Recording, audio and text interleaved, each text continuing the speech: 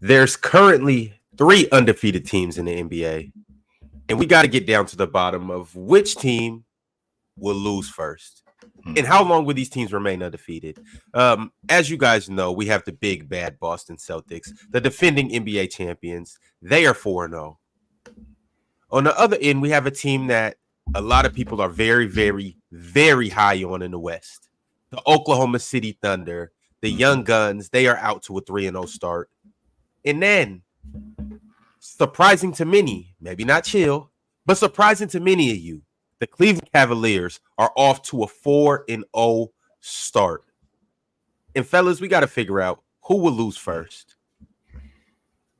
But before we do that, what's good, Mars? What's good, chill? How you guys living today? Hey, man, it's basketball season. You know what time it is with me. It's basketball season. I'm supercharged about that. So I was looking at Cleveland's schedule and what's going on with their schedule. They may have the toughest road moving forward. I mean, they got the Lakers tonight. After tonight, I think they got Orlando on Friday, and then they got the Bucks back to back. So that's they might not make it out that. That's going to be difficult. Even though I think the Bucks are fool's gold too, right? But I think that looking at their crew and looking at their schedule, I mean, they that might be a tough go. But also, you know, considering what's going on in Oklahoma City, right? Considering what's going on in Oklahoma City and what their schedule looks like, I mean, could they possibly drop? If I'm looking at their schedule right now, okay, so they'll beat San Antonio tonight, I think. Then they got the Trailblazers on Friday. Then they got the Clippers on Saturday. Hold on, wait, chill. I just want to mention, you know how Wemby gets when Chet come around. I do know that. Yes, I do. For some reason, whenever Chet in the room, Wemby, he become hostile, you know? Yeah, his face scrunches up. Yes, it does. Man, why this dude in here? Yeah, his face scrunches up when he sees him. So if even if Wemby were to dominate Chet, I mean, I still don't think San Antonio has enough as a unit in order to beat Oklahoma City. So then they got the Trailblazers on Friday, who, I mean, I think we're all in agreement. I think the Trailblazers got the worst team in the Western Conference. They might have the worst team in the league. Maybe. And then they got the Clippers on Saturday. So they lose on Saturday. So you think it is a back-to-back, Mars. It is a back-to-back. They got the Trailblazers on Friday, and then they got to go down to Los Angeles and play them Saturday. So that might be a problem. And if they don't get them, then they got Orlando on Monday. So that right there, I'm looking at that, sure. But I think Cleveland may have I haven't seen I'm sorry. I haven't seen Boston's schedule. I'm looking that up right now to see what the Celtics look like. They got the Pacers, then Charlotte, then Atlanta. Oh, I see what the NBA did. Y'all, it's rigged. They want Boston to want a historical 20-0 start. They might. I mean, I don't see them losing. I don't see them losing to Indiana tonight. And then you said Charlotte back to back, Mars. They should beat them. And then who's after that? The Hawks. And they should beat them. So that's what, 9-0 to start. Wait, so how many? That'll be 8. Yeah. What's the record? Do you guys know? The Warriors started 24 in 2016. Good luck, Boston. Good luck, anybody. Damn. This Boston team is basically the 2016 Warriors, though. Like everything, like the stars are aligning for them to be the 2016 Warriors. That's not a good thing, Moss. They fell apart. I'm not talking about the end result. I'm talking about the regular season. Like they win a championship. The championship gets discredited because of injuries, and that they didn't really face any competition, and they would have lost if this team was healthy and that team was healthy. Sure. And then apparently their best player wasn't as good as people said. This was Steph Curry being an MVP, but he shouldn't have won the MVP because James Harden should have won it. And then he won a chip and wasn't even the finals MVP, just like Jason Tatum. So it's like, and then they come into the next season, and it's like, you guys really tried to say we not like that. And then they just ran through the NBA, started 24-0. I think they ended up losing to the Bucks or something. Ran through the NBA 24-0, broke the NBA single season record. Then everyone was like, my bad.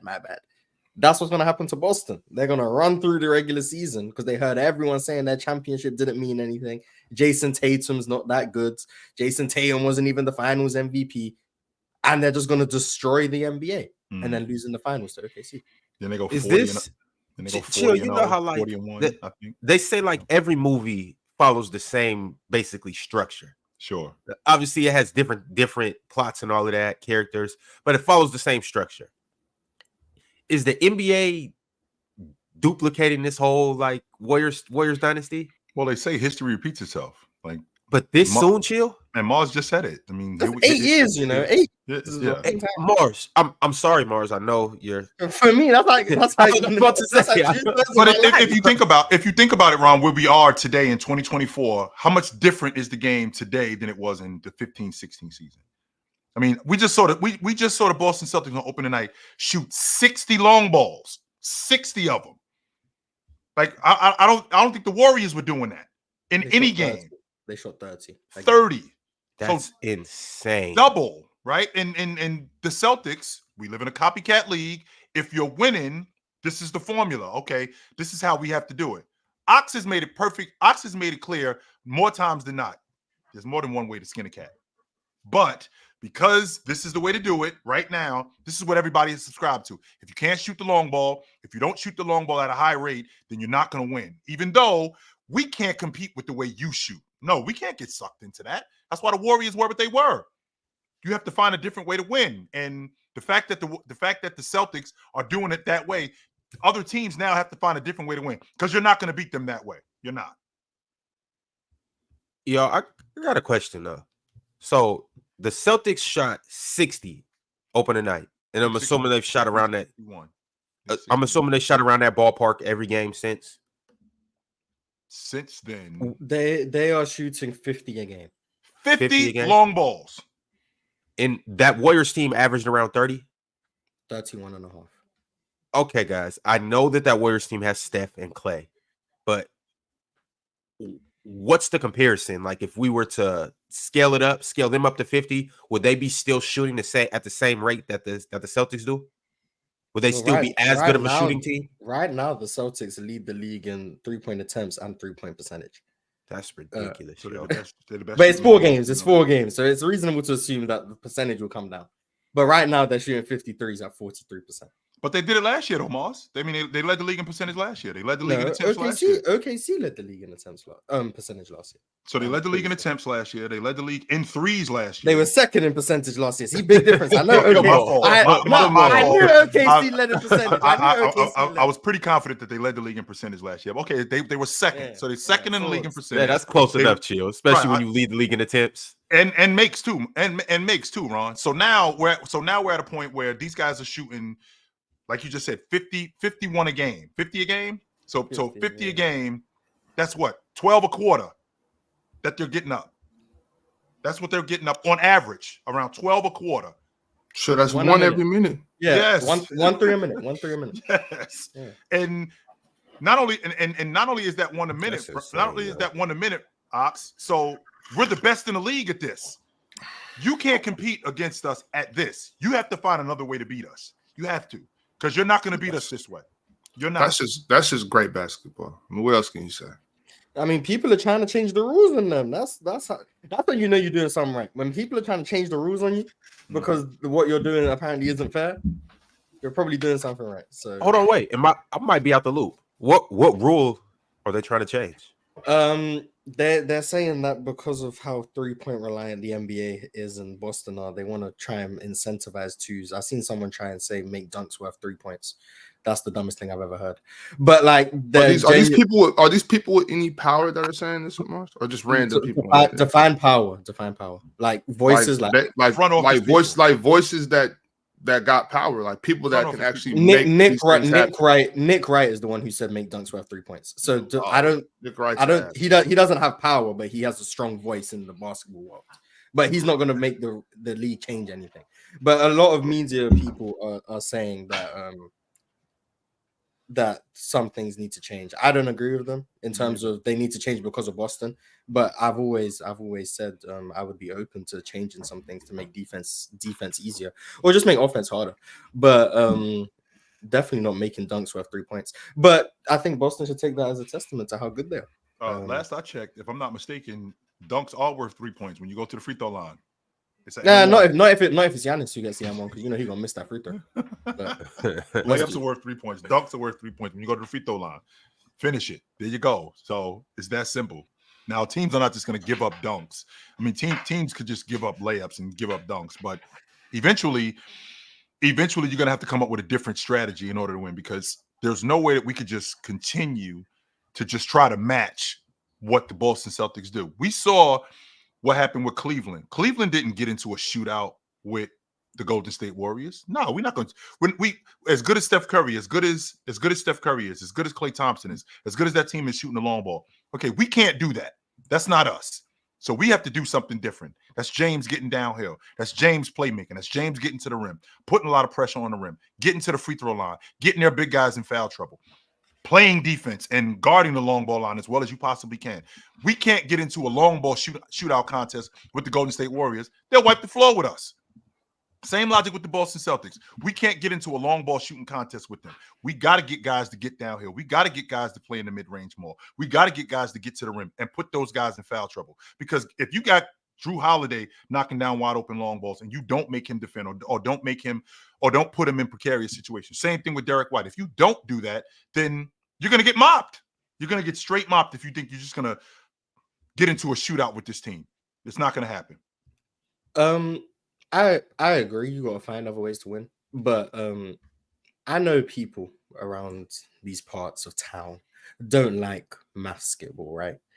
But just from a logical perspective, if a team is shooting 53s a game at 43%, yep, that's two out of every five. That's two. That's out of every about five. what is that? That's about 60 some points a game just off threes. I think 60 some points a game just off threes. Yep. How do you keep up with that team based on shooting 2-pointers? How do you keep up? Like, just mathematics, because whether we like it or not, basketball is a game of mathematics. So, like, 100%. You have to score more points.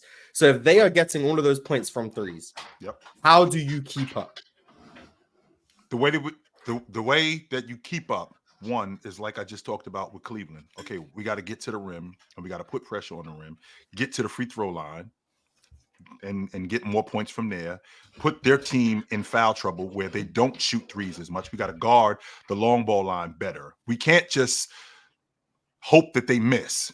No, we got to guard at the long ball line better. We got to put more pressure on the rim. We got to get those guys who are great three-point shooters. We got to get them not necessarily in foul trouble, but we got to make them guard. And to answer your question about with twos, the way we supplement those threes is we got to get to the free throw line more. And the way we get to the free throw line is we got to put pressure on the rim and get guys to foul and finish plays at the rim, get more and ones. That way, it's not to say that we can't shoot the long ball, because we're going to have to shoot the long ball. I've said this to you in the past, Mars. Boston has the unique way of making you play the way they play. They're so good at it.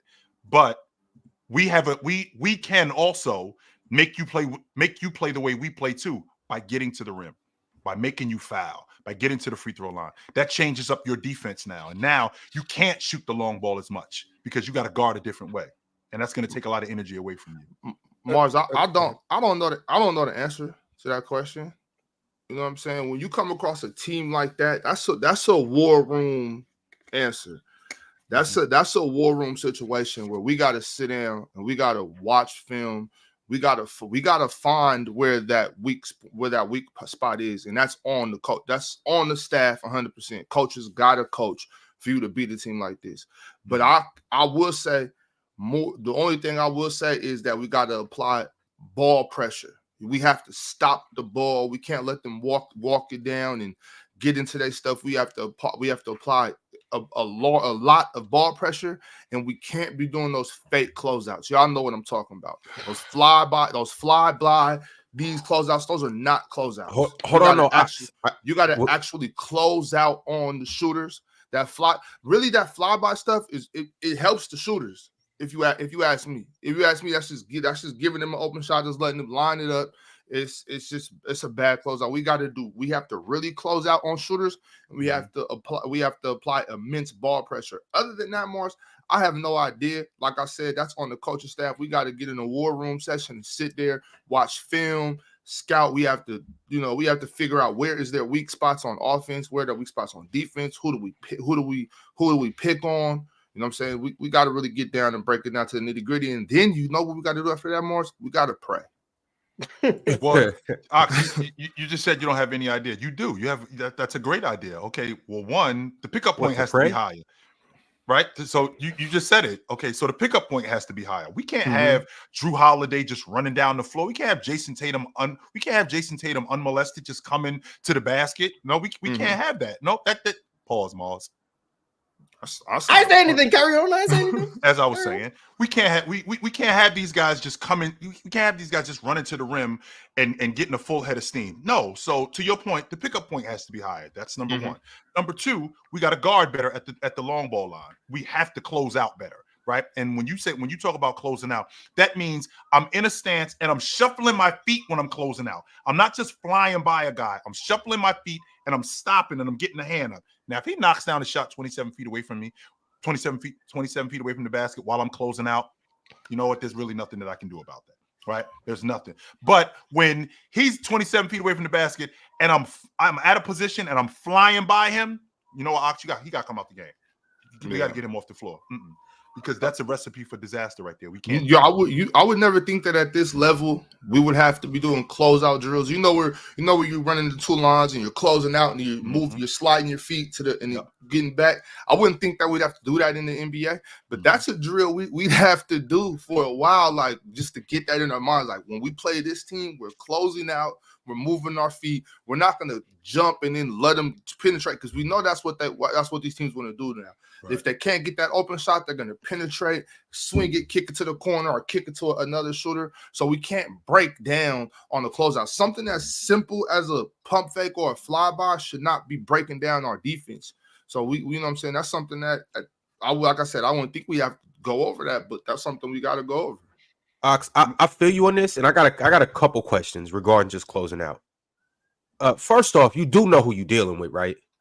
Like I'm pretty sure that all 29 other GMs in the league, when Steph and Clay was on their run, were being told, do not jump, do not close out, do this, that, and the third. When you out there on that court in chat, I'm assuming you guys play basketball, so you guys know this. When you playing with somebody that you know can shoot, and you have in that moment in time, it's like a fight or flight type reaction. When you're playing help defense and then you got to get out to the 3-point line and contest the shot as much as possible, it's kind of like your brain goes out the window and the only thing you're thinking of is do what you can to contest the shot. Now, whether that's right or not, I'm not going to get into that. I just want to ask you, Ox, you think it's better to do a flyby closeout or to close out short? You don't got to close out short, but we're not like you just can't fly by. That's not a closeout. You're not doing anything. Good shooters aren't just gonna just shoot the ball into your hand. So you're just running and jumping on somebody that has the ball caught maybe in a 3-point stance, or they're just catching the ball. If I'm running and I'm jumping, only Steph Curry, only Steph and Clay are shooting, like, you know what I'm saying? Not only, but you know what I mean? Like that's just. We got to just close out. And I know what you're saying, Ron, where, you got to use your think box. You know what I'm saying? You got to be locked in. It'd be hard, bro. Like when I know it's hard, but that's the point. Like if we're not going to do the hard things, if we're not going to do the extra things, if we're not going to be extra disciplined, then we're not going to beat this team. This team that is better than you can't have mental breakdowns and beat a team that's better than you. Mm-hmm. You know what I'm saying? This team is better. So it's like now we gotta do the extra stuff. We have to stay disciplined. You know what I'm saying? We can't have mental breakdowns. And if we have mental breakdowns, then all this stuff we're talking about is for no reason. We do that. Like we've seen how many times, and I believe, Chill, you brought this up a minute ago. How many times did we see back in 16, 17, 18, 19 teams try to shoot it out with the Warriors?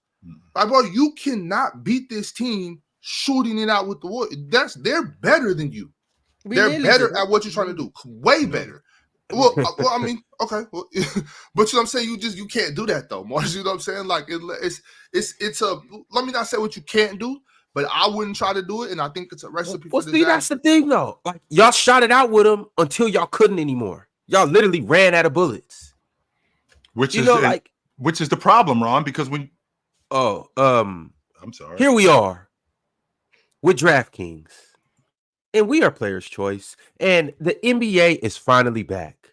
A new season means new ways to get into the action at DraftKings Sportsbook, an official sports betting partner of the NBA. Who's draining threes from behind the arc?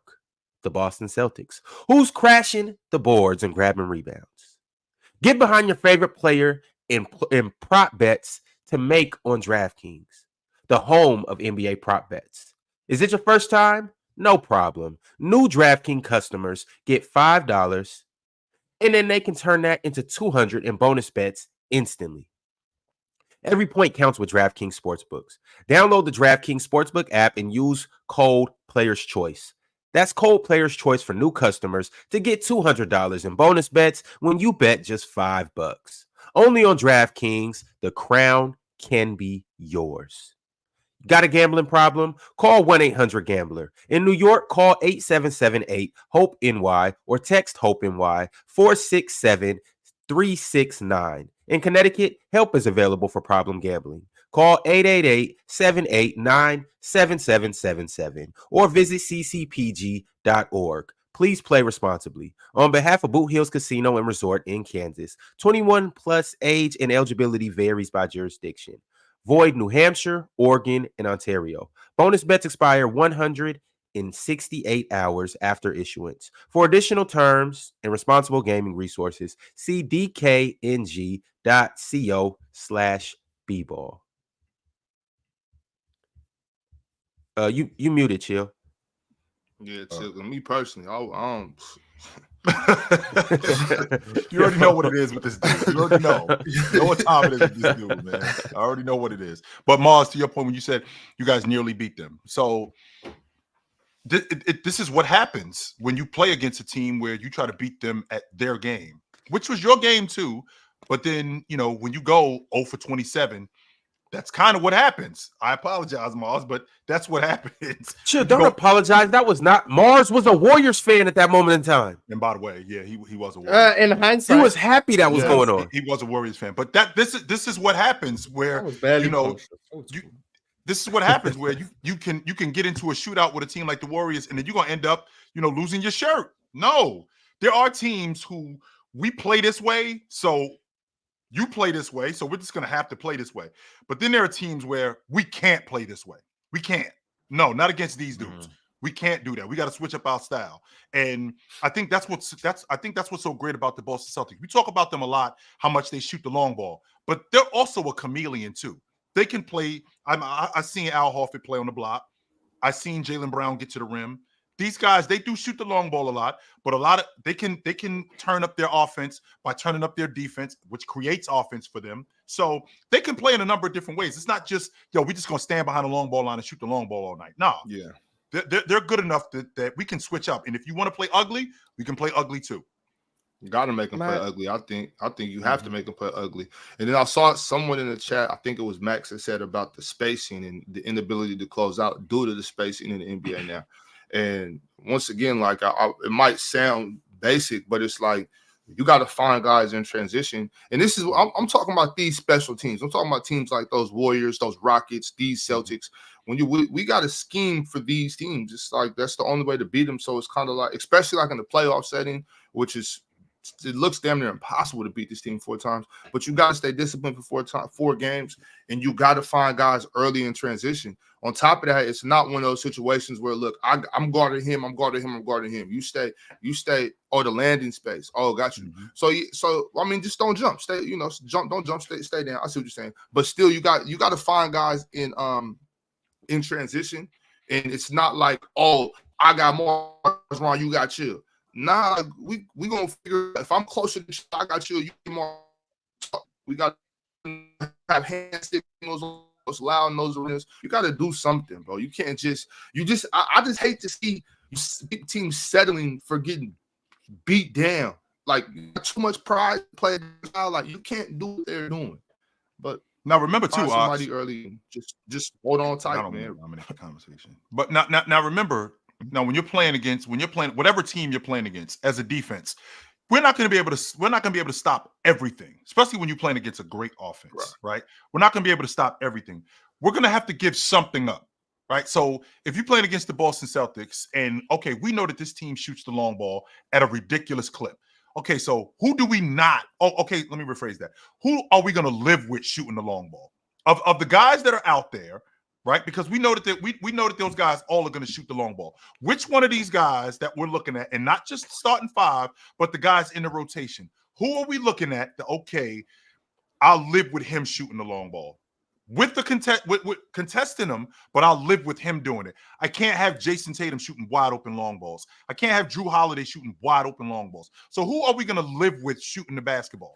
And on top of that, if we're going to crowd at the long ball line, what are we going to give up? Okay, so am I going to give up these guys getting to the rim? If I give up these guys getting to the rim, you know what that means? That means that they're not shooting the long ball as much. And if they're not shooting the long ball as much, that means that they're at a rhythm.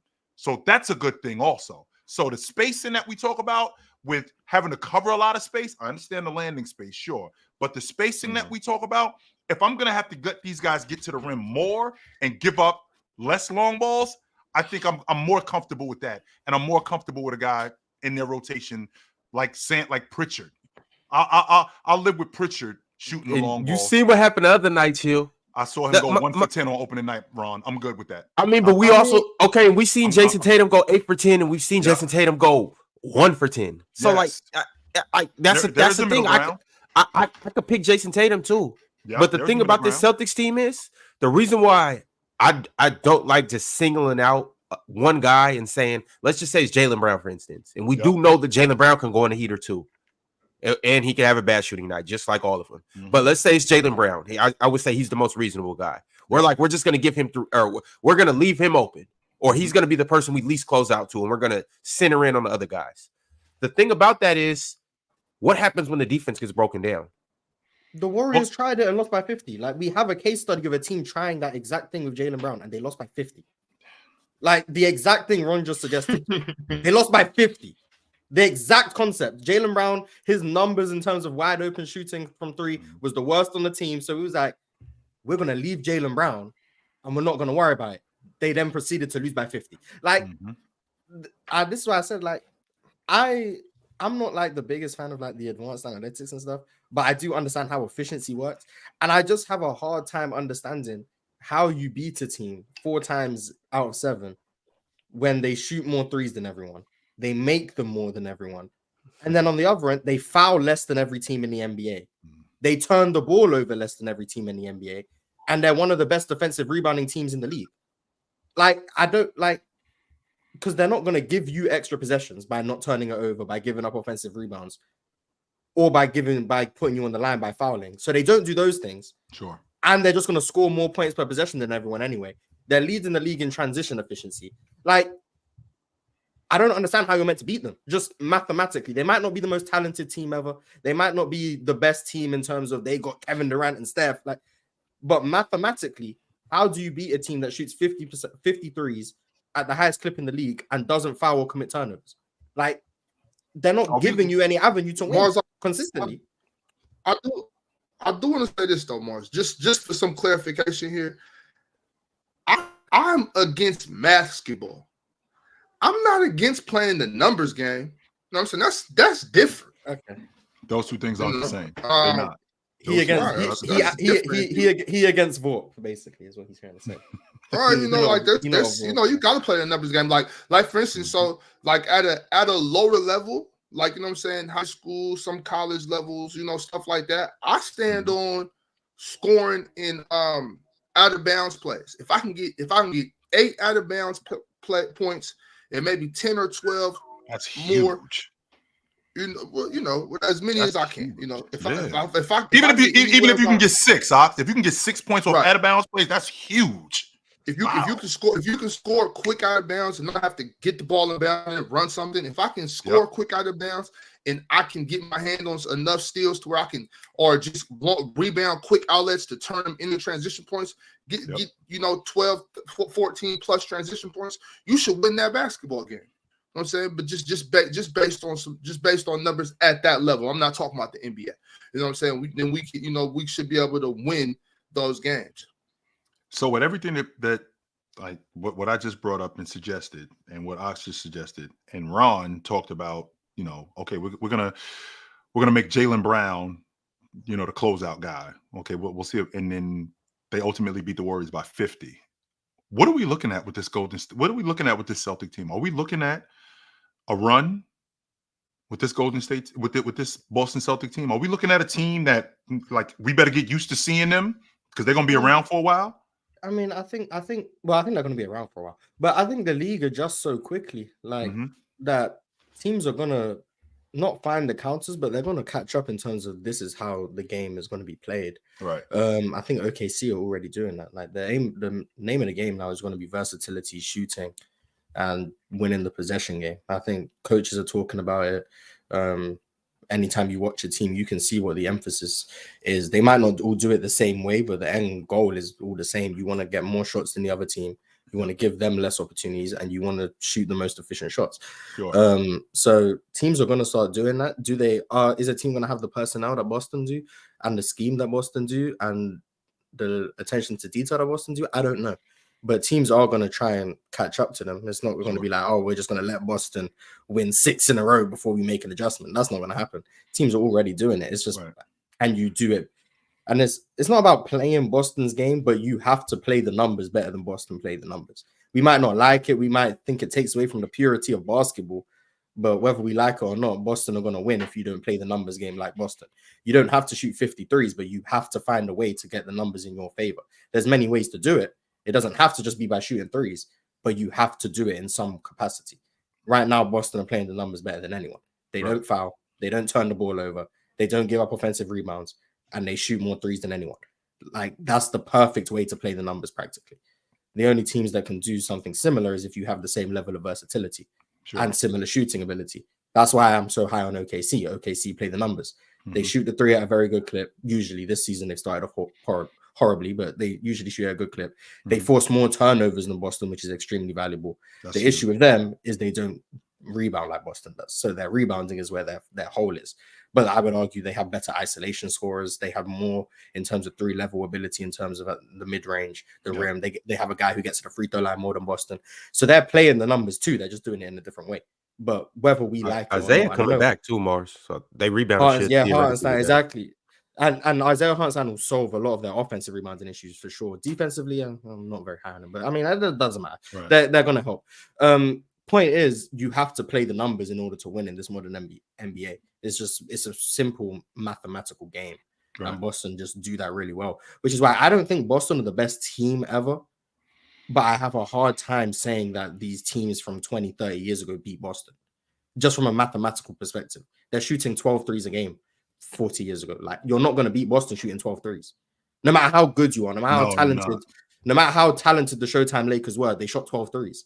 Them making 3 threes a game, that's 9 points. They're not going to score enough points.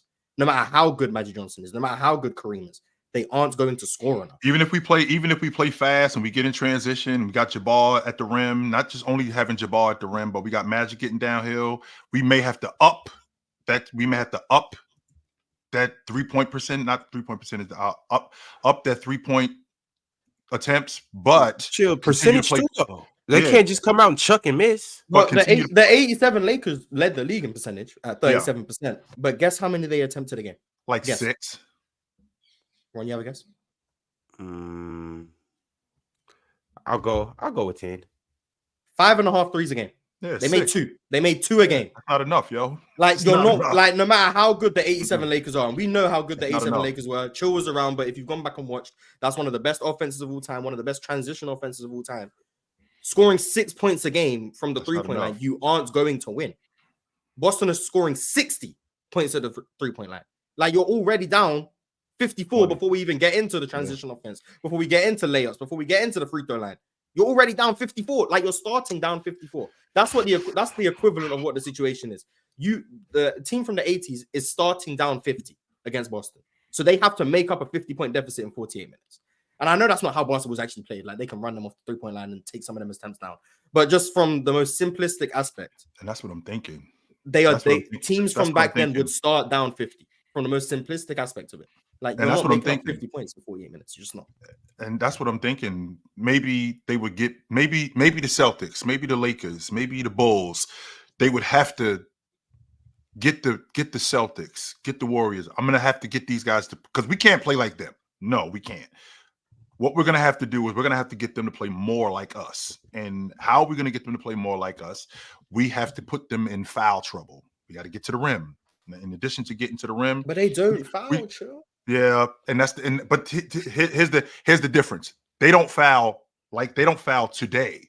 Now, in a different time, I think when the game was more physical and they allowed more contact? Right. When they allowed more contact, now here's the difference, Mars. When the game was more physical and they allowed more contact, that means I can be more physical. And if I can be more physical, that means that I can maybe knock you off your pivot and I can throw you off your rhythm.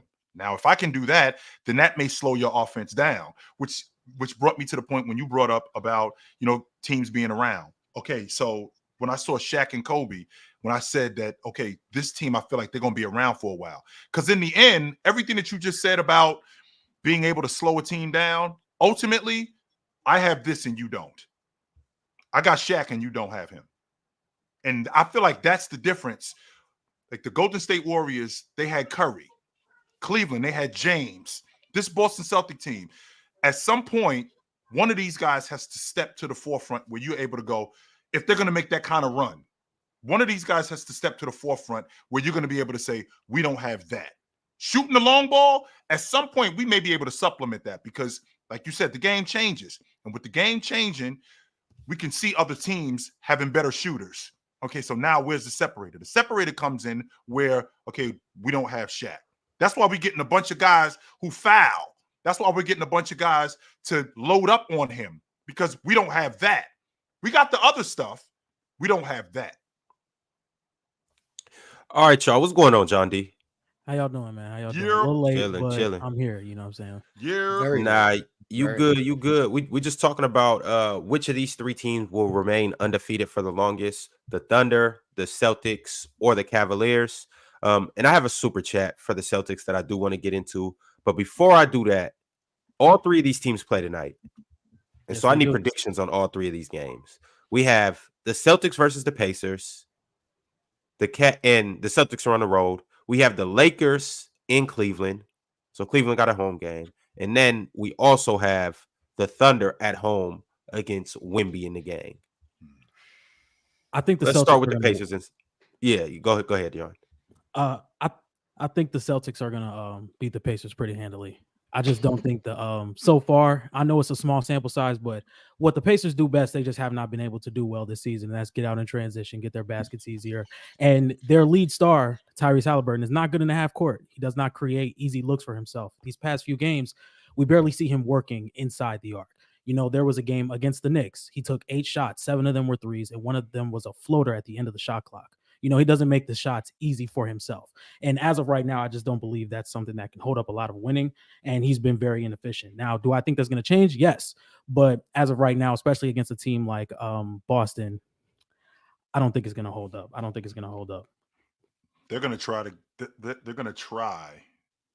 to not get into a shootout with the Celtics. And Boston is going to make them play fast. Yeah. And which is to Indiana's, that's a plus for Indiana. The fact that because they're a fast team, Boston, when they jump on you with a 12 or 15-point lead, now you got to speed the game up. It's like in football where you're down 2 touchdowns. Well, we can't run the ball. We got to start throwing the ball. Same logic with basketball where the Celtics throw you 12, 15 in a hole. Okay, we got to catch up, so we got to shoot the long ball more, which means we got to play faster. That's playing right into the Celtics' hands.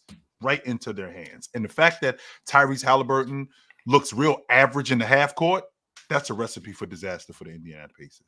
Just a couple of stats. Last season, the Pacers were second in pace. They're 22nd this season. They were 20th. They're fourth in fast breaks points last year. They're 20th this season.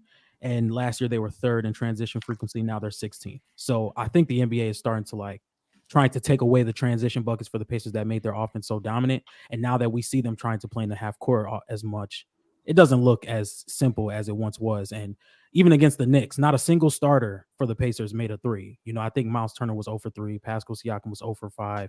Tyrese Halliburton was 0 for 7 from beyond the arc. It's just 0 for 8.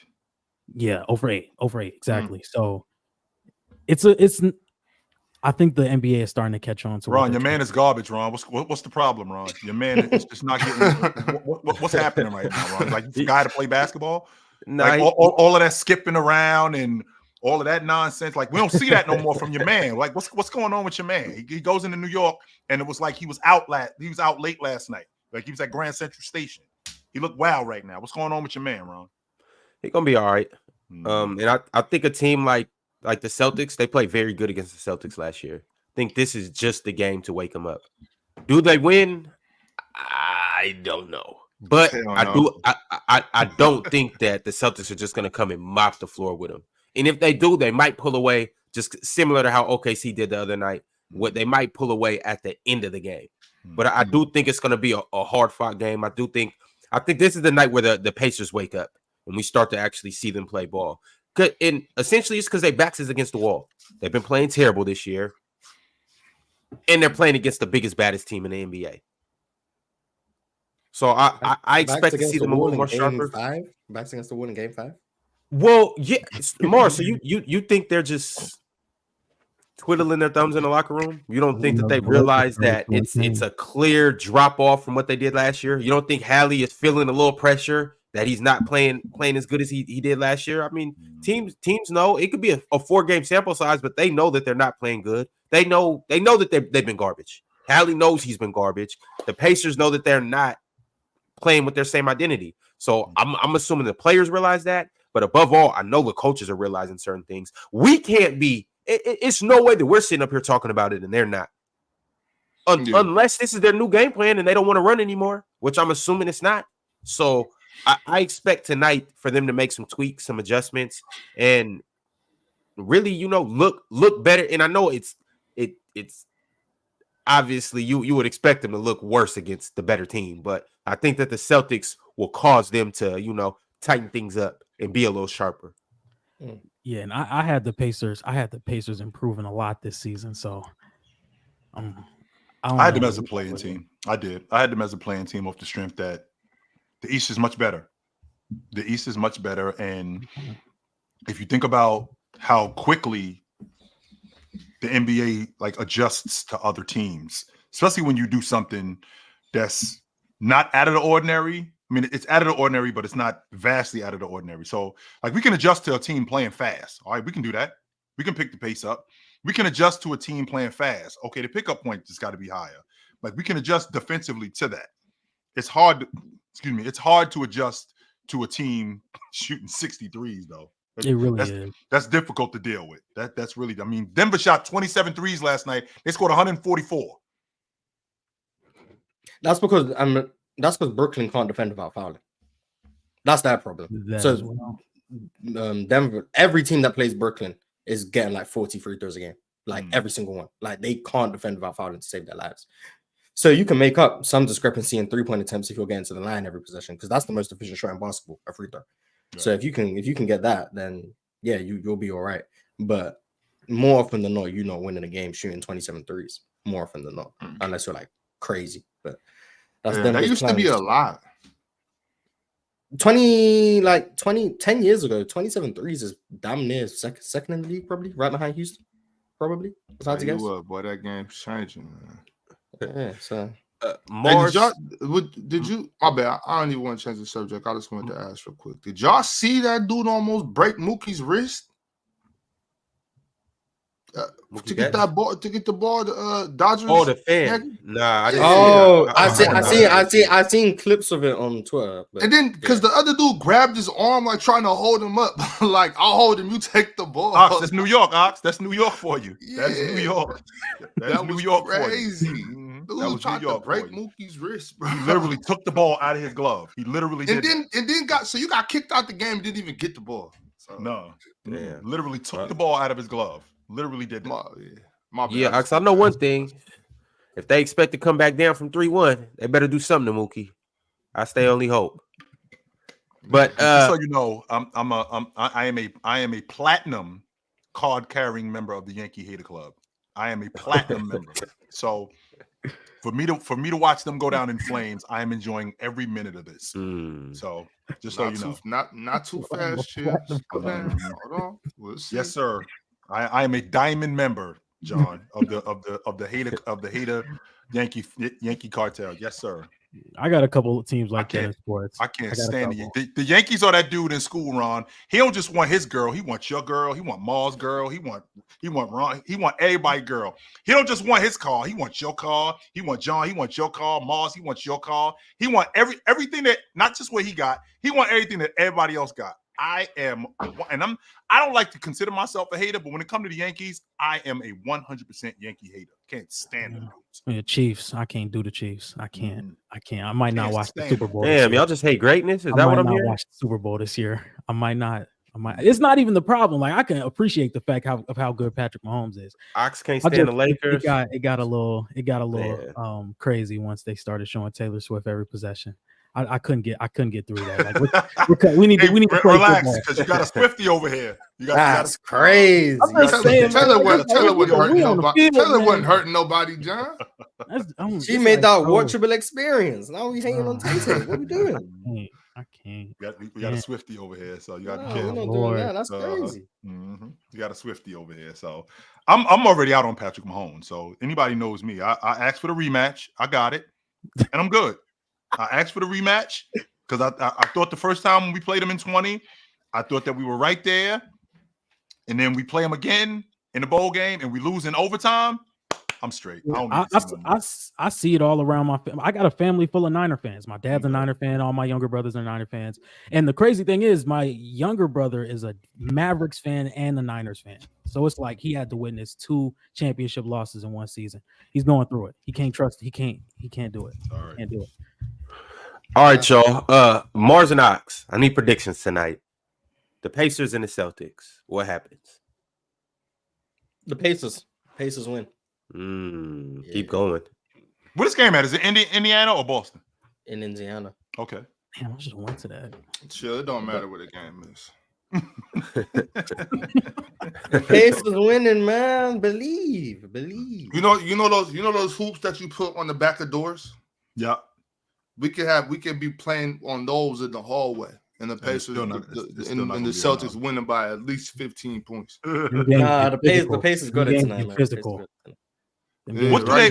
It's ugly. I know this. Nail balls. This is any game. I know it's any.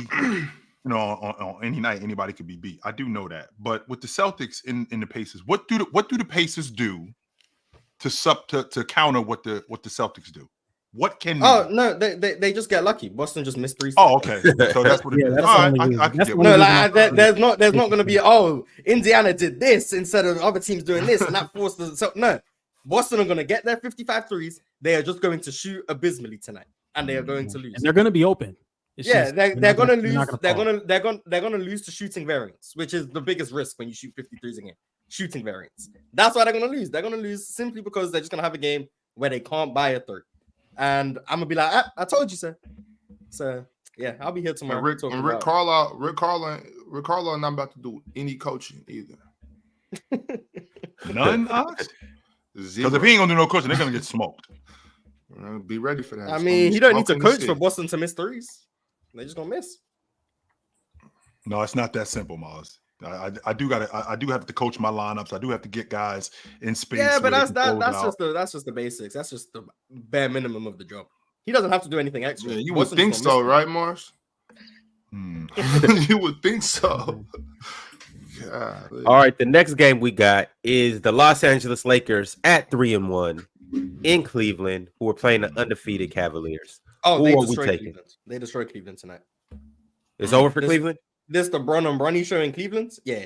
So they already have the reports that they're not losing. Bronny gonna get on the court today because homecoming. Return to Akron, yeah. Bronny been on the court.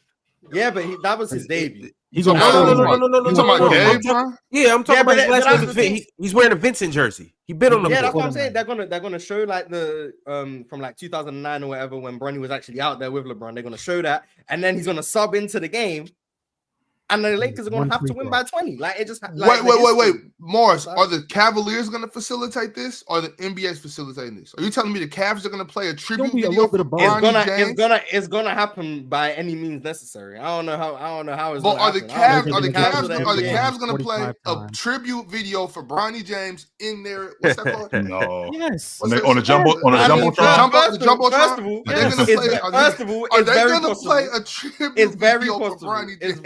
It's very possible they do that. But even if they don't, the NBA gonna step in and do it. Someone gonna make it happen. Yeah. So yes, the Lakers are going to win tonight. It's written in the stars. Bronny and LeBron are gonna be back in Cleveland, hooping together on the court. Bronny's gonna score his first NBA points. Everything is written in. Cleveland aren't winning this game. What's his stat line looking What's like? their stat owner's line? name? He's again? gonna have 2, 0, and 0 on 1 for 3 shooting, but he's gonna have 2 points. I He's say gonna have 2 1, points. 0, and 0. He gonna make Nah, one. you think free he's gonna throw. split a free throw? He gonna make man. one free throw. They're gonna be What's cheering. their- for Man, him. what's I'm their- tripping. And Bronny gonna get at least 2 layups tonight. Matter of fact, 2 layups in the 3. Bronny coming with 7 points. And then Ron gonna be like, he better gave Vincent. He better gave Vincent. Hey, Mars, don't come on the show tomorrow where Bronny scores 7 points. I Hey, swear. but I'm saying, like, if for whoever the owner is, I can't remember the name for the Cavs, but I would do it. But you know how much I'll charge Bron for that? Like, Man, he'll be like, I'll go you a championship. Sure. Dan, no what? problem. I'm cool if you What's got his it. name? I thought Dan Gilbert went to the Pelicans. Dan Gilbert's in New Orleans, right? Yeah, he's in New Orleans. That's what I thought. Yeah. So he I'll owned. do So that. he owned the Pelicans now. He was the GM. Yeah, No, He wasn't the owner. Dan Gilbert is the owner. You talking about the general manager? He was in Cleveland. Let me look this up. The No, Cavs. it's The not- Cavs is Dan Gilbert. Yeah, that's the owner. The Chill know what GM. he talking about. You talking about the GM? Oh, I know who Ron talking about. Yeah, he's in New Orleans now. But Dan Gilbert is the owner of the Cavs. Yes, Yeah, that's what I David thought. That's Griffin. what Griffin. David That's him. Griffin. He's GM. Yeah. That's right. And yeah, you know how much I charge Bron for that. You want to see Bronny on this Megatron? Shit. So I think it's what I think when I think about the Cavs is I think about I said this to you guys before. The reason why I think that they're going to be as good a team as they're going to be is because of their defense, and their frontline defense is one of the best in the league. Evan Mobley is looking like what I thought he was going to be, and tonight is a big test for his defense, right? So with Evan Mobley being one of the most switchable bigs in the game, Anthony Davis playing where Anthony Davis plays, I think this is going to be a real big test for Evan Mobley. Can he keep Anthony Davis in front of him on the perimeter, and can he not get muscled and bullied on the block? If that can happen, I think that they got a really good shot at winning. On top of that, Donovan Mitchell, I think he wins the matchup between him and D'Angelo Russell. I think he wins that. D'Angelo matchup. Russell. That's Austin Yes. Reeves. Oh, He matchup right there. D-Mitch versus D-Lo. Or Austin Reeves. So I have Mars has said this to me about a lot of minutes. about the rotation guy. Mars, how you feel about Kevin Porter? That stench is starting to grow on me with this kid Wade with the Cavs. I'm almost over him.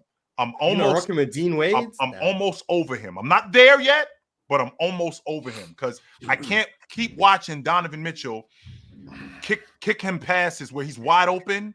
And one night, he'll go for 19 in a quarter, and then the next night he look like he should be at Central Michigan. That's where he looked like he should be you playing. said this all year last year. At some point, so you got to cut the cord. You can't just. Keep But when all you do is shoot threes, you're gonna have a night where it's just not dropping. I mean, I don't like. That's going on more nights than not, Mars. That's the problem. That's going on with him more nights than not. And He shot like 40% last year. Max Strus is not. Max Strus is out of the lineup, but Okoro is in the lineup, and I think they could take advantage. I think the Cavs could take advantage. Their second unit could take advantage of the Lakers' second unit. I expect a good game from Karis LeVert Take tonight. advantage of Bronny. Yes, 100%. Go after it. Cleveland? 100%. You think because you at the crib that I ain't gonna put you in a sleeper hole? You don't think that? You think that that's why? Okay, because your mom's is here. That I'm gonna chill out on you. No. Out of this. No. Hey, but this is my thing, Chill. Can you imagine like Donovan Mitchell, God forbid, Karis LeVert bring the ball up the court, and they come across and Bronny's in front of them? Cookies. Yeah. Yeah. And getting ripped. Yeah. Mhm. Oh, we man. got a nice little slate of games Ox, tonight. what's though. the I'm ready difference for you. between Bronny, D'Lo, And get. Oh, that's Stop. Come on. Ox. Gabe Vincent Knock plays it off defense. with Bronny and D'Angelo Russell. Stop. He's not there. He is not that good. No. I didn't say that. Please. You're taking years off my life with this stuff, Ox. I swear you are. come I'm on, moving Ox, down. wake up. You You're guys are frozen Bronny too. haters, man. You guys are Bronny haters. I don't know what to tell I'm not a Bronny hater. I like the guy. Anybody who knows me knows I'm a James guy, but I can recognize when somebody isn't ready for something. 100%. You could love your kid and know that you probably shouldn't be in this class. You should be in a different class right now. You're gonna be in this class one day, but you should be in a different class right now. And if you care about your kid, if you care about him, all right, okay. I think he'll get that eventually. You know what I'm saying? When he scored 12 tonight, I want to hear it. When he scored 12 tonight, yeah. Hey, all I'm asking for is 7. I want to give him to score. That's all I want. That's. I just want the ball to go through the rim. If Like, he I'm plays count how many tonight and they times get I a put on bucket out of social him, media. if he plays tonight and they get a bucket out of him, that's gonna be a big deal. I can't You believe know I'm how talking wild about this this is? guy. If he hits a you know three, how wild the crowd gonna go? Yeah. A Bron to Bronny assist? Oh my god! Like I said, Ox, do you think that because your mom is here that I'm gonna take it easy on you? You think because your father here, I'm gonna take it easy on you? No, that's not gonna happen. No, I'm going after you. No doubt about it. I think Cleveland, I think they get the Lakers tonight. I do. I think they get them tonight. And JJ, if he puts Bronny in, he's gonna try to put Bronny in when it's like lesser players in there. And I'm telling you, because they got Atkinson there, right? Yeah. If I'm Atkinson, I'm talking about as soon as I see Bronny get off that bench. If D-Mitch ain't in there, subbing in D-Mitch, come here. Donovan, Karras, Donovan, get out there now. Like cooking. I'm talking about we killing him. When he start locking up Donovan Mitchell, we'll be back here tomorrow. Since you've seen the Lakers this year, what is their mantra? Like, who are they? I don't know yet. I'm not sure. If you're watching the Lakers, what you've seen this season, who are they? It looked like Ride AD. Yeah, that's what I was about to say. Focus, Mars. That's what we're doing. That's the stallion, and we're riding that stallion right there. Yes. They I don't know if you know this, Mars. They riding the hell out of that stallion. Stallions are horses, Mars, and you can ride a stallion. What? That's Mars. Anyway, giddy up. Ride that stallion. The offense is different. The offense is different in Los Angeles. They run a lot of cross action. Not only do they run a lot of cross action, I like what I see with the pick and pop with both Austin Reeves and Anthony Davis. I really like that action. And not only that, and I can't believe I'm saying this because Jordan was right. The ball moves a lot more with James on the floor. Like they get the ball out of his hands and the ball is moving. He's not dominating the ball as much. And I think that's largely due to JJ Redick screaming at, let's go, move the ball. Because when the ball, I've always lived on this. When the ball is moving, people are moving. When people are moving, the defense is off balance. When you got one guy holding the ball. You can't guard it, chill. Yeah, when you got one guy holding the ball, that's not really that difficult to guard. It's not. And I like what JJ Redick looks like he knows what he's doing with this offense. And he looks like he's putting Anthony Davis more in the mid post, more in the mid range, and a lot of cross screens, which gets switching action. And I do like that about him. But Cleveland's got two bigs. They don't just have Mobley. They got Jared Allen too, which can also help when he gets switched on to him. So we'll see tonight. I think the Cavs handled them tonight. I don't think they beat the Lakers or smoked them, but I think they handled them tonight. Yeah, chill. I just don't know if your boy ready yet. And this is actually going to be a big test. This is what I want to see. I want to see Evan Mobley go manu a manu with Anthony Davis. Evan, can you bang with him? Evan, can you lock him up? He did it with Cat a couple of nights ago. It's chill. Sizable difference. Come on. Evan not there yet. He good. He's good enough. He just not there yet. He not heavy enough. I don't think he got the physicality yet. He got the skill set. He'll be there eventually, but I don't think he's a great guy. It's not just defensively though. Don't get me wrong. John, it's not just defensively. Evan, you got to go at him offensively too.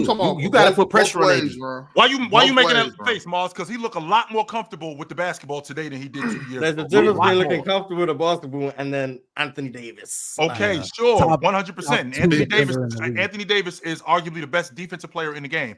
But let's put that to the test tonight. Go after him. Do not let him off the hook.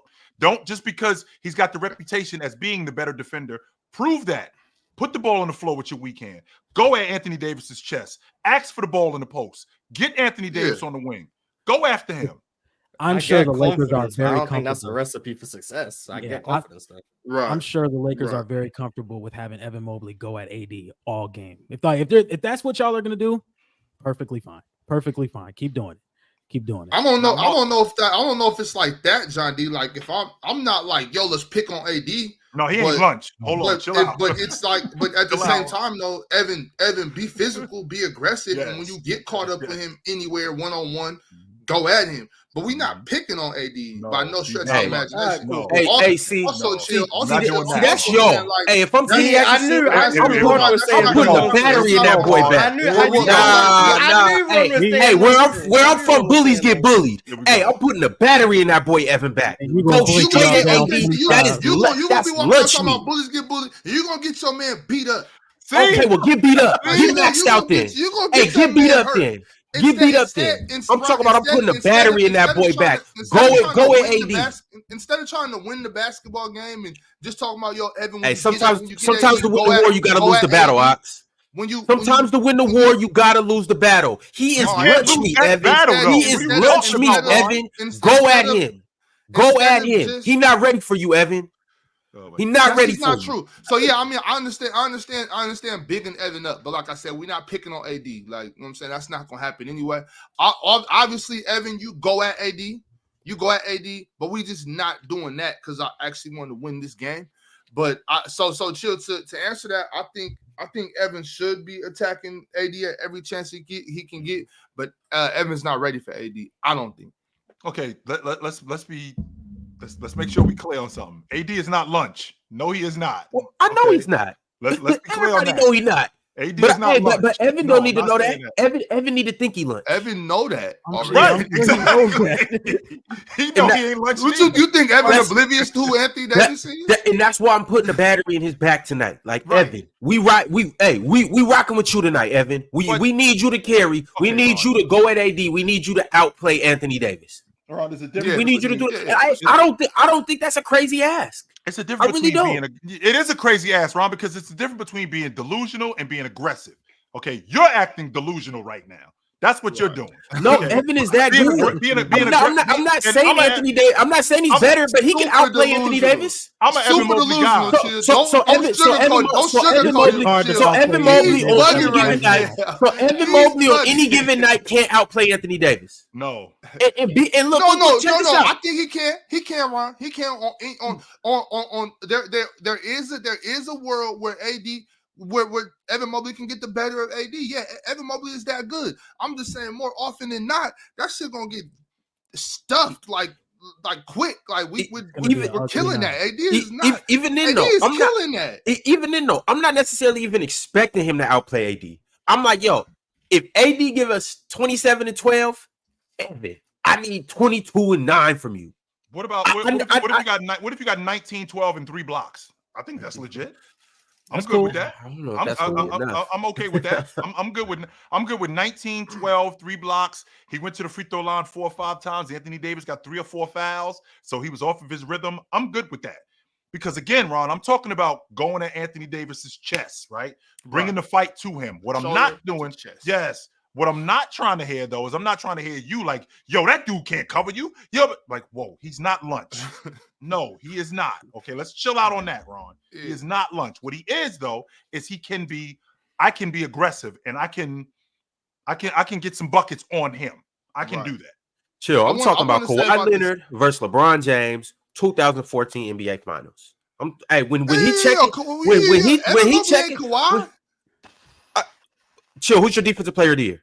Oh, that's not the same thing. No. Who's your defensive player of the year? Chill. Evan Mobley. Prove it.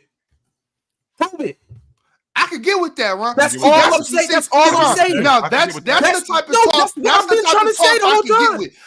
Wait, real quick, Ron. I can get with that type of talk. I can get with that type of talk. Like, show them who you are, prove who you are. We're not gonna be out here acting like you're just gonna kill it. Like, nah, Evan.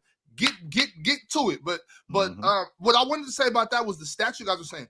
I don't need 20 this and 14 that from Evan Mobley. Evan Mobley, I need you to play great defense on AD, keep your hands up, feet moving, and I need you to get him in foul trouble. You know what I'm saying? I need you to go at him like she was talking about. Go at his chest, get AD backpedaling. If I can get AD backpedaling on defense, and then you just playing solid defense on the other end, I don't care if you have 13 and 8. You know what I'm saying? It's not so much about this. It's not so much about the stats. You know what I'm saying? Donovan Mitchell can fill it up. Darius can fill it up. I don't need 20 this and that's cool. I just need you to get AD on his heels. I need you to get fouled, make your free throws. You know what I'm saying? Protect the ball, move your feet on defense. That's it. I don't need to know what your stat line is. I need you to impact the paint. Fair enough. All right. Ox and John, can I get you guys' predictions? I got the Lakers.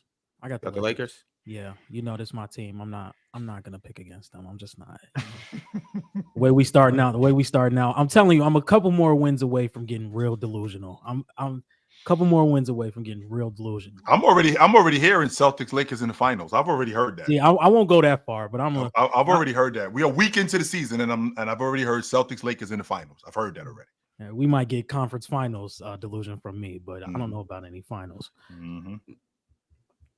All right, on to the next game that we have with the last undefeated team. We got the Oklahoma City Thunder. They are at the crib, and Wemby's coming into town. So I need to know, fellas. Chill, this is the game you're watching on playback tonight, right? Yeah. So we get to see it live on playback. Will Oklahoma City remain undefeated versus the Spurs? Mars, can you talk to us and let us know? Man, ain't no one worried about them bum on Spurs. What you talking about, man? That team trash. Wemby trash. Sohan trash. Harrison Barnes trash. Chris Paul trash. Keldon Johnson trash. Whole team trash. OKC winning by like 38. Like, this ain't no competition. The Spurs stink. Stinky franchise. Ugh. Stinky. Yeah. A couple of takeaways I have from the Spurs. I think they spend a lot of the portion of their 24 seconds in the shot clock trying to get Wemby the best shot possible, which is not the problem, which is not like a bad issue. I just think that right now he's not good in the post, and I would love to see him just get the ball and go up. He's dribbling too much, trying to play on the perimeter too much. Like LaMarcus Aldridge said, he needs to learn that move to where he can just go to when he's not being efficient, when he needs to lean on something. He needs that move. When he gets the ball, it looks like he's thinking about 15 different things at once. Do I want to put the ball on the floor? Do I want to go straight up? Do I want to back down? Do I want to pass? He needs to simplify the game for himself. But John, don't I have guys as a big guy? Don't I have guys? It's important that I have guys that put me in a position where I can go to that move. I can't just go to that move if I'm getting the ball in transition. I can't just go to that move if I'm coming across the paint and you give me the ball too early. I can't just go to that. So who's ever getting me the basketball, they have to get me the ball where I'm the most effective. Yeah, that makes sense. I don't know. I think Devin Vassell can make it a little easier for him, especially with his scoring once he comes back. CP3, they've made an emphasis on bringing him in to get the shots a lot easier. And now that moves guys like Trey Jones to the bench, where Victor Wembanyama had gotten most of his assists, I think, from Trey Jones. So now he's coming off the bench. That gives you more of an opportunity. Harrison Barnes has been knocking down shots. At least I would believe. I haven't watched since the Rockets game, but I would believe that they have at least a little bit of talent around him to where you can get Wemby on the block. It's just the problem is that dribble is so high to where guys like SGA, J-Dub, Alex Caruso, Lou Dort, one of the teams that's the best in the league at creating turnovers, they're going to make it very hard for him, whether he gets the ball in a good spot or not. Wemby's still not really getting on the block. He catching the ball around like the free throw line area, both elbows, and that's where he's been operating. And I like Wemby there, but it's like when it goes in, you're like, ooh, yeah, Wemby got a bag. Wemby nice. Ooh. And then when he misses, it's kind of like, Wemby, why'd you settle for a 2-dribble fadeaway? I like Chet's mid-range game, and I like how he stretches the defense at the long ball line. I just don't like it against Wemby because Wemby has such unique ability to recover. I've seen him smack it right back in Chet's face when he's trying to shoot over him. And that he's able to do that when he's going up against Claxton. He's able to do that when he's going up against smaller guys. When he's got a bigger guy on him who's already got a chip on his shoulder against him, I think that one of the ways that Chet can be more effective is he can put the ball on the floor and maybe a little bit more physical with Wemby. Maybe if he can get to the block, because we've seen Wemby. It's difficult to watch San Antonio sometimes, but I have watched them, and that post defense from Wemby, I don't love it. Mars, you turned me on to it, and I don't love it. So to get Chet on the block and for him to maybe be a little bit more physical with Wemby, I think that could be a recipe for success with Oklahoma City. But I also think that same logic with Evan Mobley and Anthony Davis, you can't be afraid to go at Wemby. I mean, I understand that Wemby is one of the elite rim protectors, if not the most elite rim protector in the game, right? I understand that, but that's a huge part of what Oklahoma City does. Oklahoma City plays in the mid-range. They play at the rim. Even though SGA doesn't play above the rim, but they play at the rim. We can't let a guy like Wemby completely deter us away from the rim. You still have to go at him. So in addition to his post defense being less than, and him still not being there defensively in terms of his IQ, I think that taking the fight to him, I think that's a recipe for success. I don't think Wemby's in good shape. Well, he gets tired very quick. Do you think that has anything to do with him putting on some weight this summer, Mars, and getting stronger? I don't know, possibly. I think it might be to do with that. He didn't get a full off season because he was in the Olympics, so maybe his body's just tired. Maybe it is adding on extra weight. Maybe he was on a minutes restriction last year because he just frankly can't play 35 minutes a game. I don't know what it is, but he's played us twice and he looked tired as hell in both games.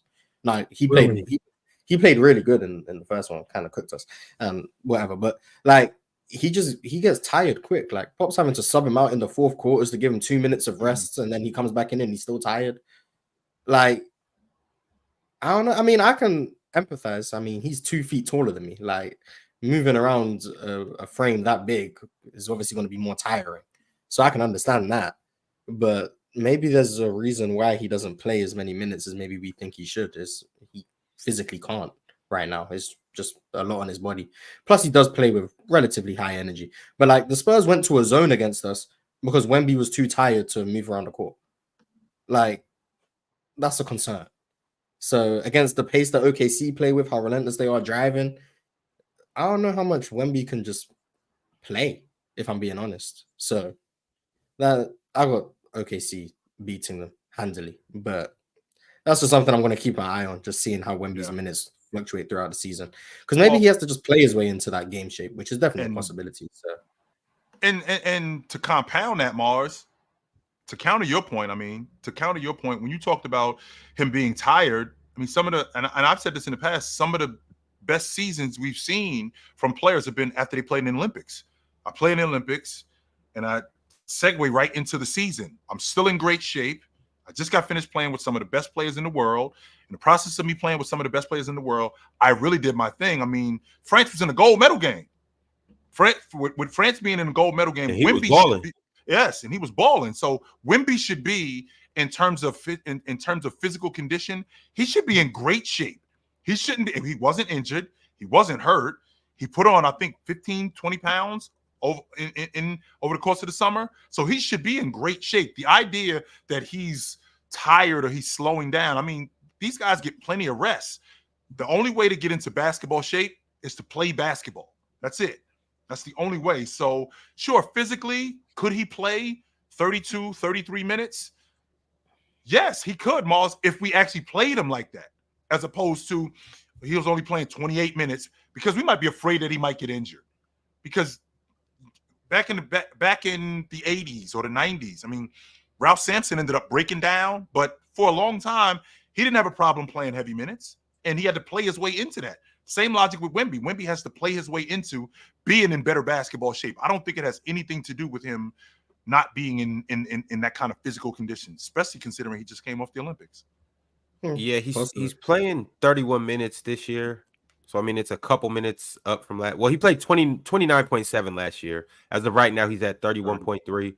But, I mean, that could be, Mars, what you're saying, him being tired, that could be why he hasn't really looked as sharp so far this year. And remember last year, too, Wemby started off slow. He didn't just come out. He didn't come out, just killing the league. And, I mean, part of that was obviously the adjustment, but part of it could have been him being in shape, too. It's the second year in a row Chet started better than Wemby. Just saying. But yeah, I mean, he's playing 31 minutes a game, but he looked tired as hell for like 9 of them. Like, so you're really getting like 23 minutes of Wemby actually looking like he can go. And then the other 9 minutes is he's out there, but you're trying to do everything you can to make him stay out there while he's just tired as hell, throwing lazy passes, throwing turnovers. Like, defensively, he's not making extra efforts because he's just too tired to get around the court, hands on his knees when the ball's out of bounds. Like, he's tired. So, like, I can just see it. He's tired. Question. And then Pop's subbing him out because he needs to get a breather in the clutch. And then you have to bring him back because Houston start coming back. And it's like, oh, okay, let's bring back Wemby. And then he's still tired to close the game. Like, he's tired. Like, I don't know. He's tired. So Mars, you brought up last year or this season, last season, that Wemby, the reason why he didn't win Chet, the reason why he didn't win Rookie of the Year was because he came in with Wemby. So I'm going to ask you a question. What years do you think that he wins it? Does he win it in 20? Does he beat out Paolo in 23? Yes. How about in 22? Does he beat out Scotty Barnes? Yes. LaMelo Ball? Yes. John Morant? Yes. Luka? Yes.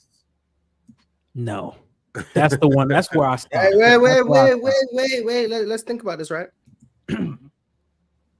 Chet doing what he did, offensively and defensively.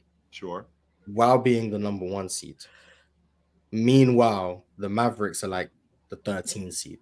Right. And Luka had a really good year. What was he averaging? Like 21, 7, and 7? Yeah. I think it was something like 21. So 21, 7, and 7 versus, what is it? 17, 7, and second in the league in blocks, while being on the number 1 seed. I think Chet could win it, but I wouldn't be surprised if Luka won it. Like, I'm not gonna be like, oh, that's the. It'd be a race. Yeah, I think it would be close because I remember they were trying to get Trae Young to win it the way he was closing the season. Right, but obviously Luka won. Okay, buddy. I'll give it to Luka just for the. I can't bother to have like the whole thing, but Chet would have a shot for sure, in my opinion. Ben Simmons? Yeah, he'd win it over Ben. He definitely wins it over Malcolm Brogdon in 17. Yes, he does. Because I'm probably going back a decade. Like, does he beat Cat out? Cat averaged what, 20 and 10, right? He was like 18 like, and 10. Yeah, like 18 and 11, something like that. 18 and 10. He'd beat Cat. He would. Like, them being the 1 seed is a big deal. Like, compared to like. Is it though, Mars? Because again, when we talk about the Rookie of the Year, more times than not, like what your team did. Oklahoma City was already. Yeah, if it's Chet came in as one of the best rim protectors. He was the defensive anchor to a top 5 defense in the league.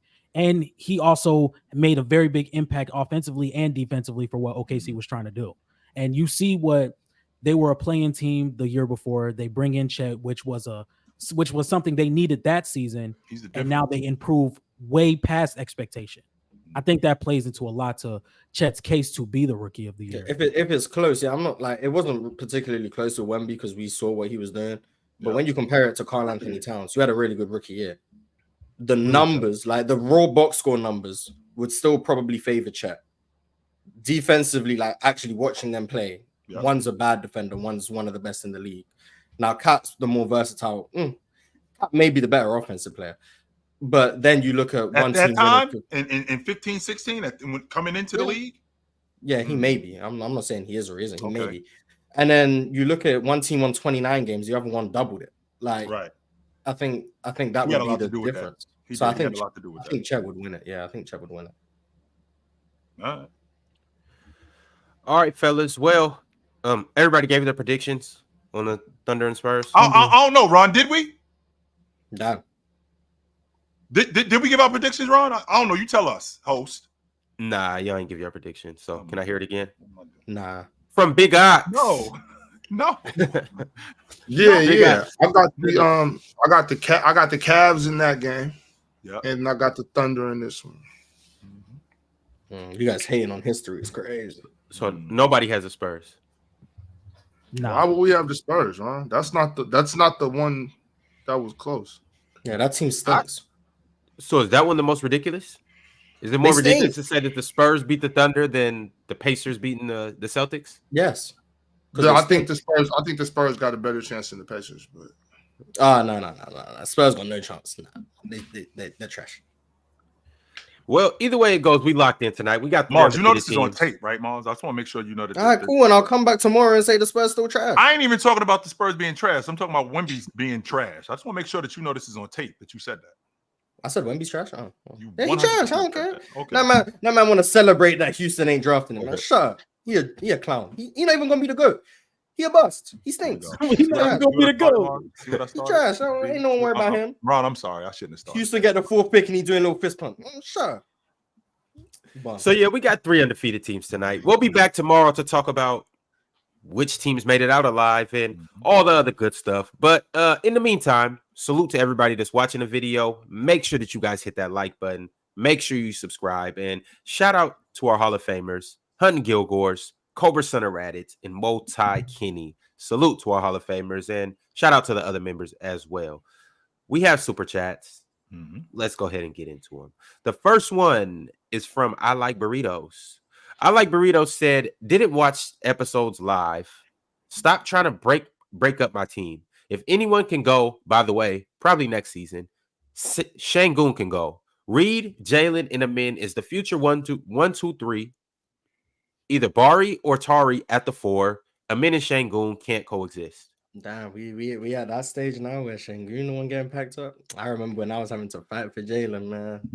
How times have changed. But you move off the Şengün, you fired. Go ahead. Yeah. Go ahead. I think there's reasonable concern with can you build around a center who isn't the best defensively and offensively is majority a post presence who doesn't really stretch the floor. I can understand there's concerns with that in terms of just stylistically. So maybe you think you can't build around it because Şengün is the type of player where if you aren't building around him and you're just asking him to fit in, he's probably not built that way just in terms of his play style. Like he's not the greatest screener. He's not a very strong roller. He's an isolation scorer who's not the most efficient. So like I can understand saying if we aren't building around him, he's not the most valuable. But I think it's a bit too early to say you're not building around him. But if it does get to a point where they don't think they can build around him, they would move off of Şengün. Like, I'm certain they would. Okay. But maybe that's why he didn't get the max rookie extension. I don't know. But I still think Şengün has shown enough as our best player to be like, he deserves more than 4 games before people are like, oh, pack him up. Like, he's been our best player for the past 2 seasons. So, like, he might not have got a max rookie extension, but he 100% got an extension, which means they building it around him. He's their guy. That doesn't mean that. That doesn't mean 100% their guy. Yes. They paid him the most. He got more years. Yeah, he's their guy. Can still be traded in the future. Yeah, he can be. But I wouldn't move off. I wouldn't move off anyone this year. Now, as the season progresses and we see how it unfolds, maybe you rethink Şengün, maybe you rethink Jalen Green, maybe you rethink some of the other young players or the vets, and like we revisit it in the offseason. But I don't think Şengün's untouchable. But he has been our best player for long enough to where he deserves more than 4 games before people are trying to pack him up. Sure. I think Şengün and Jabari are probably the 2 that I'm solid on. Like if I'm Houston, these are you're not moving off them 2 dudes. Like if I call you Ox and I call and I ask for Şengün, you like click. No. If I call you and I ask Şengün isn't a conversation unless you're giving up somebody that I know you're not gonna give up. You know what I'm saying? Like yeah. I need one of them ones for Şengün because I think he got the potential to be one. And so, and he's shown it. And he's got, and even if he's not, even if he never breaks into like the top 10 or none of that, he's gonna be somebody that you want on your team. You want him as your big man. For in my eyes, the way he does, if he could get a little better on the defensive end, or you know, that would be great. But you know, where he's at right now, I'm holding on to him, and I'm holding on to Jabari too. I like that big wing defender, knock down the 3 ball. We were looking at him this summer. It looked like he was working on little, you know, technical things in his game, getting lower on his drives and whatnot. I like Jabari. Jalen Green, you know, he might be my favorite player over there, but he's more expendable than those 2 in my eyes. You know, I'm not in the front office, but for when I'm looking at the type of team I'd want to build, those are the 2 that I'm not even considering. It's not even an option. I wouldn't. Unless you bringing something that I know you're not gonna give me. So I wouldn't talk for a man. I wouldn't entertain any conversations for a man. I just think defensively and his athleticism, I don't know if I would really hold a conversation for him. I like a man a lot. Hello, Swiper. of course you show up now. I just got out of a meeting, Ox. I literally came to say hello. I came up here to have great convo. What's up, brother? That's my way of saying hello. What's going on, black man? How you running? I mean, I'm doing good. Mars, hello. Good to see you, brother. Hello. Is now the time to talk about Russell Westbrook? No, but I haven't heard a lot of praise. I heard y'all's MVP list y'all put out, man. I just want to talk about how y'all updating them lists, bro. You know, somebody having a shooting regression this year, but nobody talking about it though. It's all good though. Somebody is having a shooting regression. Shooting regression, a massive one. You know, I don't even know who he's talking about. I have no. There's a bunch of them. That's because there's a bunch of them, Mars. There's a bunch of them. But Chill's right. And if Ant shooting is real, Chill, he might be better than Luka right now. Cause Luka look a little. Oh yeah, Luka shooting regression. Don't worry about that. He's gonna play against us on Thursday. He's gonna give us 70 on 28 of 32, and those numbers gonna go crazy. Don't worry. I've already accepted it. He wanna play like trash to the first 2 games right before Houston. Yeah, we getting smoked on Thursday. I've already accepted it. It is what it is. The law of average is gonna hit like crack. It's gonna be bad. He's shooting horrible, but it's probably gonna happen. They're 3-1 regardless anyway, because their defense has been legit. Yeah, Clay's been legit. It's gonna be sad tomorrow. I swear, I'm gonna be watching him just make the craziest. I haven't heard. There's somebody Chill was like, see, it was 8 of 11 from 3. What's he been doing since? Clank. You've seen one game. Like two bad shooting games since then. Half of the season. Half of the season. Game. That was it. No, it's 2. It's Chill. Stop doing that. It's 2 games. What, the Wizards game where he was 3 for 11. 1 of 8, and then he was 3 for 11. Chill. Look at Chill over here trying to act like he don't remember. Wait a minute. Which right around 4 for 10? That's what I think. That's what I think he is. 4 for 10. That's 40%. Yeah, that's what I think. 3 for 11 is not 4 for 10. Why do you do that, Chill? It's less. It's even less than 30%. It is less than. But I know someone who's shooting 40%, averaging 29 a game. Who? I don't know, man. I don't know. Apparently, he's not one of the 5 best shooting guards in the league. I don't know. Apparently. Jalen. Oh no, he averaging 29 right now. Get back to this other stuff. I don't know, man. I don't know what he averaging. I don't know. Yeah, JG. I don't know, man. I don't know. Chill. What you trying to get back to? Because I got some questions too. I do. I got Hello, some Swiper. Because again, I'm not buying the 8 for 11 and the 1 for and the 1 for 8. No, you're not buying something he did in the playoffs multiple times. Once again, and so if that's the case, then I'm buying what he did in the playoffs multiple times. What did he do in the playoff multiple? Getting busy. Getting busy. I love how when we talk numbers, you like getting busy though. Okay, so absolutely. So how about John, do you hear that? Since you're talking about him shooting bad in the playoffs, did he shoot bad in the playoffs when they played Milwaukee and went for 46? Did he shoot bad in the playoffs? Yes, when in he played a couple Philly? games he did, but he was great in that series. Did he shoot bad in the playoffs when he went for 50 on? No, you're bringing up the wrong year. Chill. I think he was better than Kevin Durant that year. I think he's better than Kevin Durant that year. So you're not gonna have to convince me. The point that I'm making is there's gonna be a middle ground here this season. I'm not gonna see Jason Tatum shooting 45% on the long ball. No, I think he can get to 40. I didn't come up here to talk about Tatum, Chill. Then what did you bring up? Then? You the one who started this. I just said there's been a shooting regression. That's it. I said that's how we got started on this. I want to talk about the fact that the Denver Nuggets gave up almost 50 points from their bench. Gave up. I want to talk about that. I want to talk about like gave up the bench scored for Brooklyn on 50. Brooklyn gave up. Bro, did you see how they were shooting yesterday? Unbelievable. Oh my gosh! Now let's be clear. 70% from the field.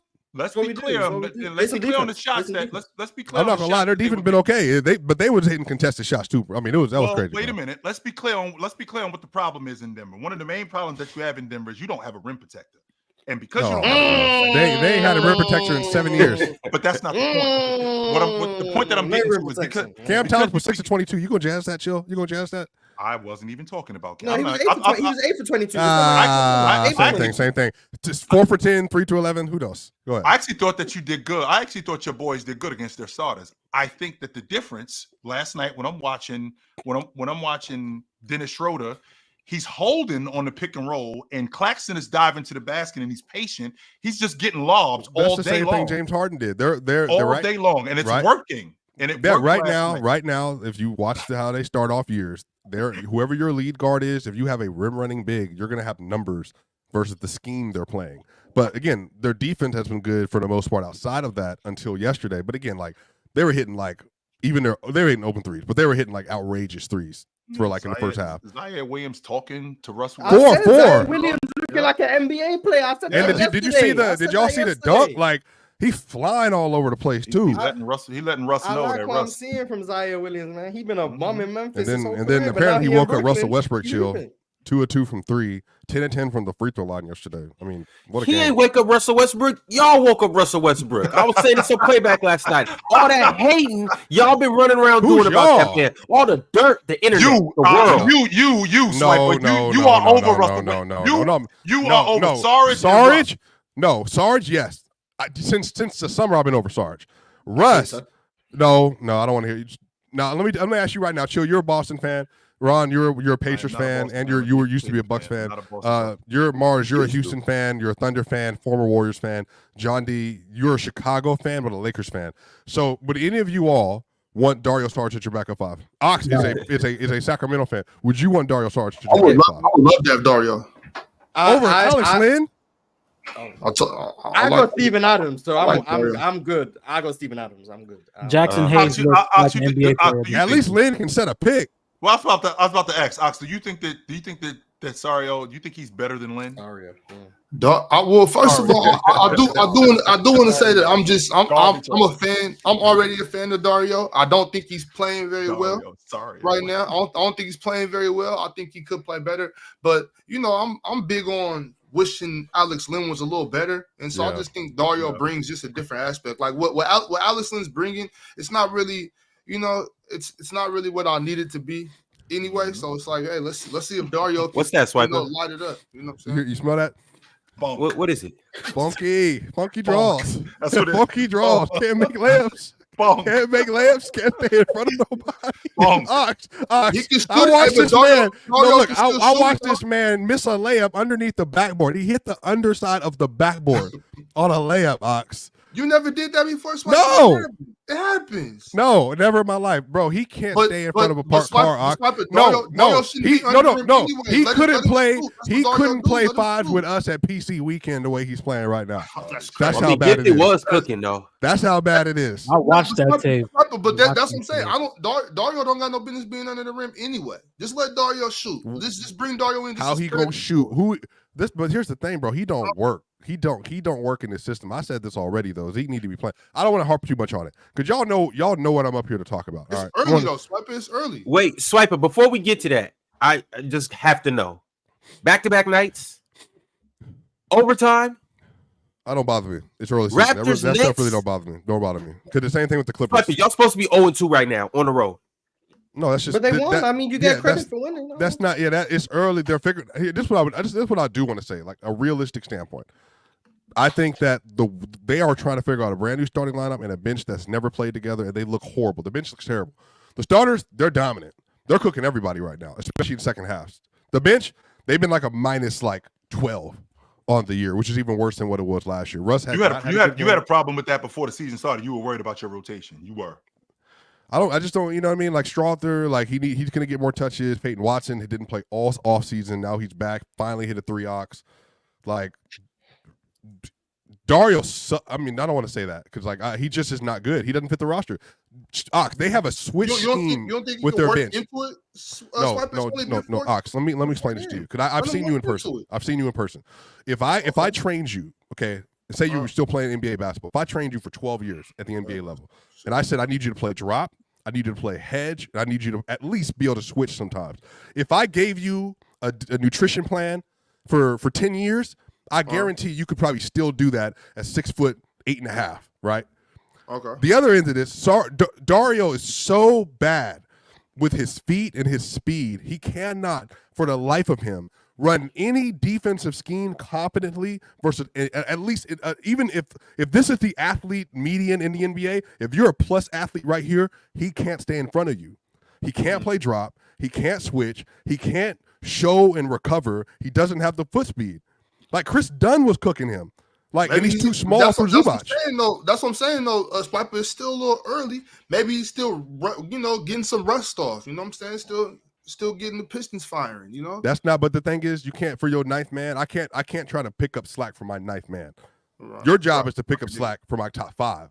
So I'm over here trying to compensate for you. But I will say, on a good note, y'all. On a real note, outside of Joker, because y'all don't want to bring him up because Chill had him 5th on the MVP race for whatever reason. That you don't know to open your eyes. You're 2-2. I don't care. It's early season. But nobody's even been close to him. Nobody, Chill. Stop rolling your eyes. Nobody's even close. Y'all really supposed to be 0-4 for real. Ron, and you're supposed to have a job. Ron, and you're supposed to have a job. You're supposed to be a host. Stay out of it. Listen.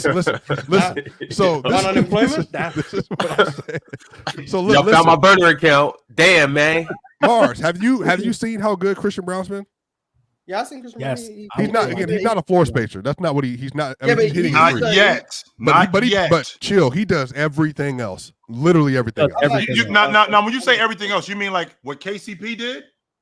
He's defending, cutting up the better in most other aspects. He's better right now than that? KCP was last year. He doesn't shoot. They need shooting. He doesn't shoot. Yeah, he doesn't shoot like a high level. Well, here's the difference, because I did see him knock down. What, he had 2 threes last night? I think he had 2 of them. So he does shoot. He just doesn't shoot a lot. That's the difference. And now, but he doesn't need to. But what he's figured out though is slashing and his ability to get to the rim at will. Sure. That could That boy do get to that hoop.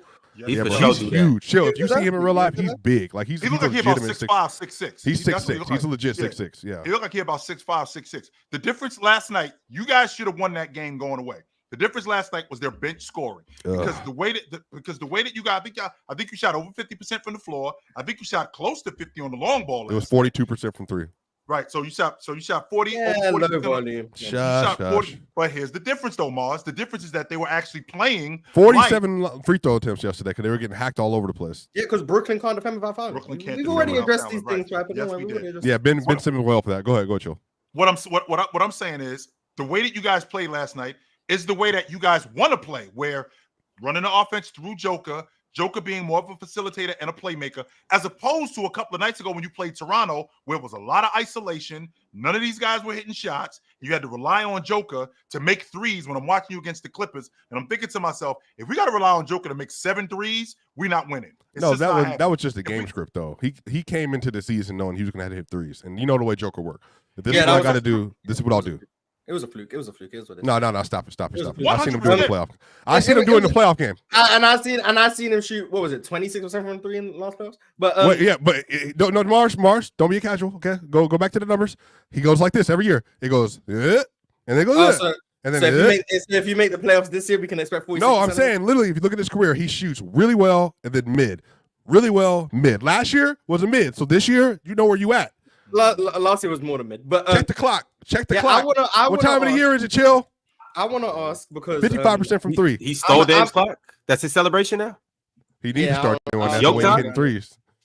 But because I'm a resident of Swiper's Twitter. I'm a frequent what visitor. You haven't sent me your ad so I can follow you back. Do you? Matter of fact, he got burner account Swiper. You know who needs a bigger Twitter following is this dude right here. That's who needs a bigger Twitter following. He just don't be on there much, but he be saying some stuff. I'm gonna start retweeting everything you say. I'm gonna get you 10 bricks by the end of the season. 10 bricks. 10. Oh, okay. So we in Breaking Bad right now. But okay. So, Piper, what did you mean?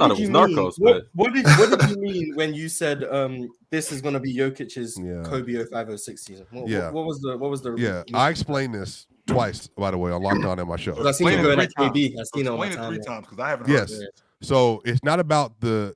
Oh, come on, Superchat. Yeah, it did. Yeah, that's where you got it from, Mars. I know what you do. No, you see the super chat up to after every single chat. Super chat literally just got sent. I'm already asking my question. No, you're a Hall of Fame member anyway. By the way, the fact that I would have to pay to comment on a show I'm on is ridiculous. By the way, it's never going to happen. You're not getting $3 from me. It's not going to happen. I'm not giving you back any money. Come on and comment. You don't have to comment. Chill. What is this? I don't get no benefits. Like there's nothing. We don't get no health care, no dental, no nothing. You just show up and you work. And you got to pay for comments too. Crazy. No tax write off, nothing. Just not like a nonprofit, nothing. Anyway, So what I would say is this: the reason I said that, Mars, it's not about Smush Parker and Kwame and everybody got lost in the team. It's the fact that Kobe had to load up on the highest volume scoring season of his career, but he also maintained great efficiency. So just for context, y'all, Kobe shot 6.5 3-point attempts a game that year, and he shot 34.7%, which I think was at 1% above league average that year. So like Kobe went crazy. He was very efficient from 2. He shot 21 times a game, but he went to the free throw line 10.5 times a game that year, and he shot like 85% from the free throw line. Like Kobe that year, because of the roster around him, just had to carry a higher scoring volume, and that's why people wanted him to win MVP. He was super efficient. He was very good driving the ball, great from mid-range, and I think relative to Kobe, he was great from the three-point line on a lot of attempts that season. Like if this was Kobe in 2024 instead of 05-06, chill, he'd be shooting around 11 3-point attempts a game. If you just paced it out for where we are in this era. Sure, yeah. But if Kobe did that at 37.5% in this era, then he would be averaging 36 points a game basically. Plus what he already does, yeah, he'd be anywhere between 35 and 40. He'd be around that area. So that's where that came from, is because of the way that Joker is currently slotted right now. He's averaging 32, I want to say, on 32-12 and almost 10. And 56% and 55% at the long ball line. What's the share from the free throw line? 78. 11. He's only, and I do have a problem with that too, Swipe, because he's only getting to the stripe like 6 times, something like that, like 6 or 7 times a night. And I do have a problem with that, considering how much bigger he is and the rebounder that he is. He should be getting to the stripe more than he does. I don't know. But he's never been a high volume free throw shooter though. And that's the other. Because he plays soft. That's why. No, it's not the problem, Mars. It's not. I know someone who gets to the line, the best center in the league. Yeah, that's a fact, Shingun. My bad. Go ahead, Chill. Finish your point. The point that I was making is when I watch your Denver team, the way that Joker is playing last night against Denver, that's the recipe for winning. If you guys had done a better job in taking care of that bench, you could have beat Brooklyn going away. You should have beat Brooklyn going away. When you get into games like you did against Toronto, where Jamal Murray can't hit a shot and MPJ can't hit a shot, none of these guys can score on the perimeter. And then now what I have to do is I got to rely on Joker to go one-on-one, which he doesn't want to play like that. He does not want to play like that. He does not want to go for 40. But when he does, Chill, it's also like, what are you going to do about it? Right, he's really good. I'm not going to argue that. But if you think about the year y'all won an NBA championship, those games that y'all lost, Joker, 53, Joker, 45. No. That don't count. Landry Shamet had 4 threes in the fourth quarter. That counts. I seen Jokic turn the ball over in the meme. No. He was down 4 anyway. That didn't count. The point I'm making is Anthony Edwards turnover last night ain't count. No, that wasn't the playoffs. Go ahead, Chill. The point that I'm making is Joker, the way he played last night, Jamal Murray making shots, MPJ making shots, and I'm watching Aaron Gordon get backwards dunks at the rim. That's how he wants to play, and that's why I feel the way I do about Denver, off the strength that you got the best player in the league, and that's how your team can play, as opposed to giving up almost 50 from your bench. But other than that, I think they'll be fine if these guys can consistently make shots. I told you that you had your KCP on your roster, and that's Christian Brown. You already have him. You did not need to go out and get nobody else. You already had that guy right there. I feel like they still need one more POA guard, personally. One more POA guard. Y'all got one. Like a Russell Westbrook. No. Somebody like that. How about Russ? No, Russ has played well defensively for the most part too, but I just want a more stable option, if that makes sense, more stabilized. Oh, now Russell Westbrook's too out of control. No. Again, Ron, you know, Ron. See what y'all do? Being around Ron, you can realize when he wants to know basketball, he can tap in. Because Ron's a great athlete who had a great background. But when he's up here twerking for y'all for the chat, he just be saying stuff.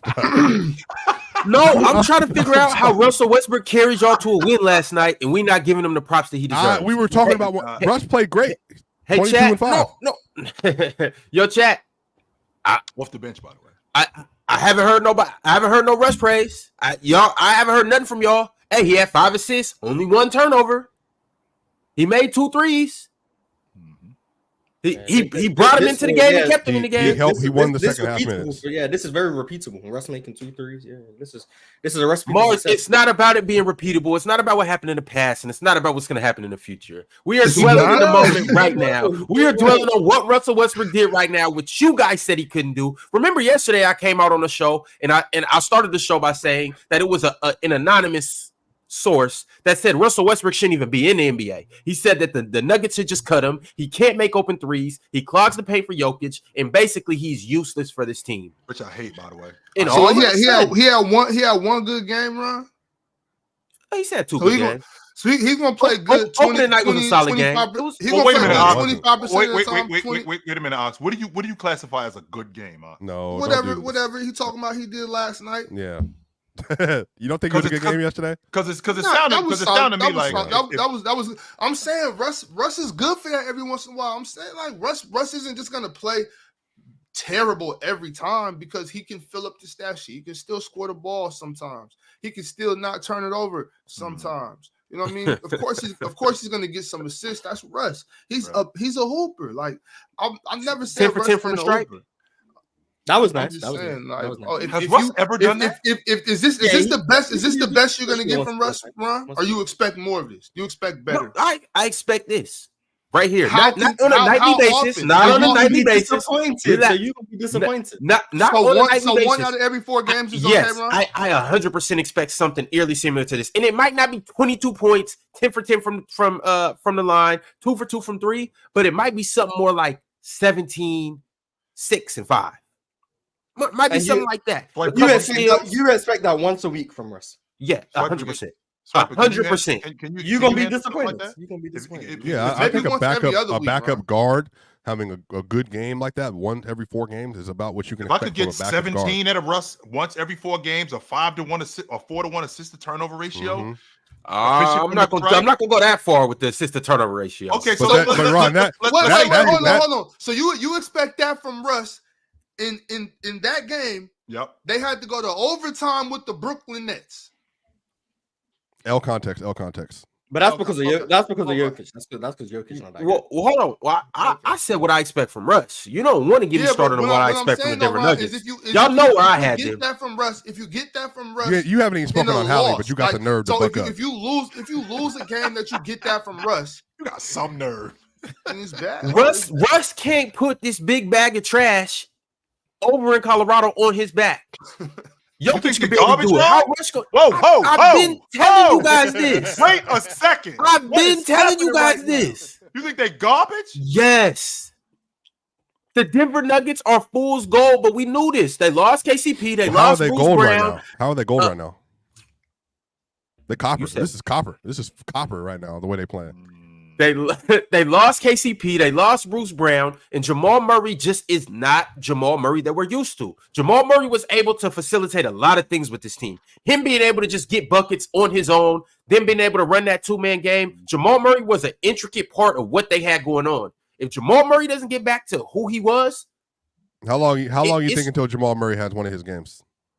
They played the Timberwolves, and then they played the Utah Jazz. They ain't gonna be against the Timberwolves. And then they got good last night. Nah, well, chill. I mean, he had 24. He was just inefficient, Yeah, chill. But he started off well, but then he got gassed out as the game went on. I think 24 points on 19 shots. Same thing happened to Anthony. Well, you're a Cam Thomas fan. Talk about Cam Thomas. Chucking. You know, Cam Thomas is. Yeah, he was 2 real solid buckets and then nothing else, and then no defensive added value, no playmaking added value. Cam Thomas was relatively efficient through the first 3. What? Now, don't you move the goalpost. No, Mars, your line is here. It's not about Cam Thomas. It's about Dennis Schroeder. Don't make a Cam Thomas line. Dennis is cold. Dennis is cold. He should be on the team. Was Cam Thomas not relatively efficient through the past 3 games? 3 games. Yeah, I was talking about last night. I ain't talking about all that other stuff. Yeah, ain't no one worried about what he did against the Nuggets. He made that clutch shot, and you guys be fouling him on his threes, and they don't be calling. It's cool. I see. They be hating. Did you see the offensive foul that Dennis Schroeder drew? Did you think that was offensive foul or a defensive foul? When he kicked out his shoulder and his leg, and I think Christian ran. Christian Brown shot. No, it was on Dennis's shot. Yeah, but Christian Brown's the one who fouled him. Yeah. I heard that if you move your body towards the defender, it's not going to be called anymore.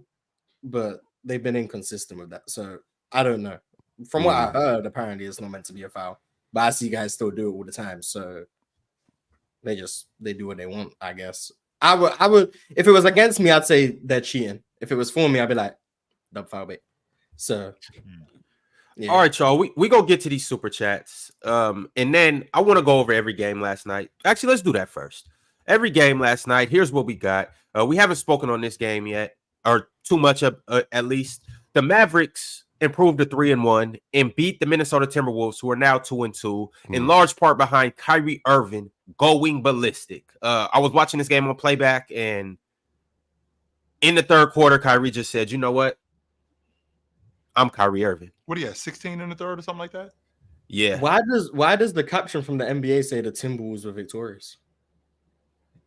That's heat. Damn, they hating on the Mavs too. And y'all wonder why we do it. It's because I'm gonna lie. Typo. No, that's crazy. That's crazy. That was a good game. Anthony Edwards disappointed me, man. He was meant to score 96. Yeah, I thought he was gonna get a performance. Yeah, he was meant to score 96. He had 24 in the first quarter. I was like, all right, the Wilt Chamberlain record in danger. Is that realistic? Because I mean, we've seen that a lot of times with scorers that get going early, and then especially when they got the long ball going. And Anthony Edwards had that going last night. What do you have? 5 threes in the first quarter, something like that. 6 for 9 from 3. Yeah, 6. So when he, and then it's not that he gassed himself. I don't think he gassed himself. He kind of went away from the other stuff, which could have helped him back at the long ball line. I think that's what he wasn't even looking at the hoop though. He's still missing that cutter at the rim. He's still missing him. He's wide open. He's still missing him. I love when the cutter's Rudy Gobert, we don't care. I don't know what to tell you. I've seen Julius Randle hit that man. He can't catch the ball. Like, they don't pass to him for a reason. Like, I understand, like, if it was someone with good hands, it's like, yeah, they're missing him. I genuinely think they ignore him for a reason. I don't think they're missing him. I think they see him and know there's better options. If I'm being honest, it can't keep happening. We said the same thing in Utah. It was, remember, the stats were coming out. Donovan Mitchell passes to Rudy Gobert like 2 times a game. And everyone was like, oh, Donovan Mitchell doesn't get Rudy involved. Now he's on the Wolves. Oh, no, Anthony Edwards is missing Rudy Gobert. Maybe they just don't want to pass him the ball. Like, they can't keep happening. Like, there's no way it keeps happening. Because are we going to say Donovan Mitchell's not a good playmaker? Are we going to say that? He's a damn good playmaker. I know Donovan Mitchell be hitting Evan Mobley and Jarrett Allen around the rim. But the idea that he can't catch the ball, how many 5 or 7 nights have I seen? How many 6 for 8 nights have I seen? How many 7 for 11 nights? I've seen plenty of those. So he's clearly catching the basketball. I'm sorry, Mars, if I don't catch the basketball every time you throw it to me. I apologize if I don't catch it every time. But I shouldn't see 1 for 2 nights. I shouldn't see nights where he goes 2 for 4. Especially when he's rolling hard to the basket and he's wide open. Wide open. I love what I saw from Julius Randle getting those other guys involved. And I said to you before the season started, the fact that his ability to get downhill and collapse that defense is going to unlock Mike Conley. It's going to unlock Alexander Walker. It's going to unlock DiVincenzo. It's going to unlock Naz Reid. And it did. I love the fact that Julius Randle is getting off the basketball and being more conscious of guys being open. He did that with the Knicks. He did that when he was with the Knicks. People had a problem with his attitude. People had a problem with his body language. I can understand that. But his game, the way he plays, is conducive to this team winning. I like that he's taking less mid-range jumpers. That's what I like. Everything else, I mean, yeah, he's been cool. But I'm yet to see a deep 2 from Julius Randle, which is great. It's more at the rim, which is good for him. So that's good. No, go ahead. I got a question, and I don't want to sound like, and I'm sure I'm going to sound like that. Oh, God. Do you guys have a guy in the league who's an upper echelon player where you can respect the fact that his game, or you can respect the fact that he's a great player, you're just not particularly fond of his game? Yes. Yeah, Luka Doncic. That's how I feel about Luka. That's exactly how I feel about Luka. Oh my God. That's exactly how I feel about it. I don't hate Luka's game. I just don't love it. And I can respect the awesome scorer that he is. I can respect the distributor that he is. I can respect all of that. I just don't love his game. I don't. And that doesn't mean that I hate him, because I don't hate Luka. I just don't love his game. What don't you love about it? I don't love how he foul baits. I don't love how clunky he can be. I don't love how He doesn't get back on defense as much as he can. I don't love how he takes plays off. Offensively, I don't love how he holds the ball as much as he does. He'll get off the ball, but I don't love how he holds it as much as he does. His shot selection can be iffy sometimes. I'm hearing him describe Julius Randle, and it's that kind of stuff. Like I swear, he just described Julius Randle. That's the kind of stuff that turns me off to him. But I can also recognize that he's a great player. I can recognize that he's a great scorer. But aesthetically, why don't you like Julius if Julius does all that, just less efficient? Because Julius does the other stuff too. Julius does what other stuff? Why is he so much worse than Luka then? Well, Luka's better as a player. I don't know if we're arguing that. No, Luka is definitely better as a player than Julius Randle. So I won't argue. Julius that, a better defender than Luka? Yes, he is. 100%. He's a better. Not only is he a better defender, he gives more effort, and I think that's where the separator is with me and Julius Randle, because I feel like Julius Randle will give me that effort. He might not be the talent that Luka is. No, I don't think he's any of those things, but he'll definitely give me more effort. Me looking for that defense. And Julius played a good game last night too. No, I like Julius's game last night. And that's once again for all the Julius haters. You know what? I got something for you haters this year. The Julius haters, the Russ haters, and everybody else. The Trey haters. The Julius Foolius stuff. No, I ain't listening to that. Get out of here with that. But I wondered if you guys had a guy that, you know, you can respect his game and you can recognize that he's a great player, but you don't really aesthetically love his game. There's a lot of superstars I don't enjoy watching their game. But that doesn't now. Can I get an example, Moss? Who's a superstar whose game you watch and you like? Yeah, LeBron. That doesn't mean that you don't think LeBron's a great player. That don't mean you hate LeBron. He might be the best ever. I just don't. There's many people I'd rather watch before I watch LeBron. Like who? Damn near the whole league. That's crazy. I don't know what to tell you. I'm Jalen not. Green? That's not Absolutely Jalen Green. My favorite, my by far favorite archetype of player is the uber athletic shooting guard who makes tough shots. So Jalen Green, Anthony Edwards, Kobe, Vince Carter, Tracy McGrady. That's by far my favorite archetype of player. By far to watch. Just we're talking about aesthetically pleasing, who I want to watch. That's by far my favorite player. Then it goes to like the super skilled mid-range assassin, Kevin Durant, Joel Embiid, those type of players. Those are my favorite players to watch. You said MJ? You said MJ? MJ would be up there, yeah. Like the super athletic, tough shot making, and he's also the mid-range assassin. Those are my favorite players to watch. And then like my least favorite players to watch, the more physically imposing, like Giannis, LeBron, Julius Randle. Trying to think of like other examples, but like those would be like my least favorite archetypes of players. Not that they're not better. I think Bron might be the best player ever, but might be before Jordan fans come kill me. Might be, sure, but it's just not my favorite players to watch. But I can acknowledge how good someone is, and that's why the eye test to me is dumb. People just use the eye test as what they prefer to watch. That's not what the eye test is. I know there's plenty of players who I prefer to watch who aren't as good as others.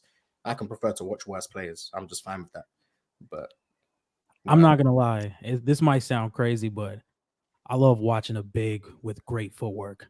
It's almost like an art. Why does that sound crazy? Why would that sound crazy?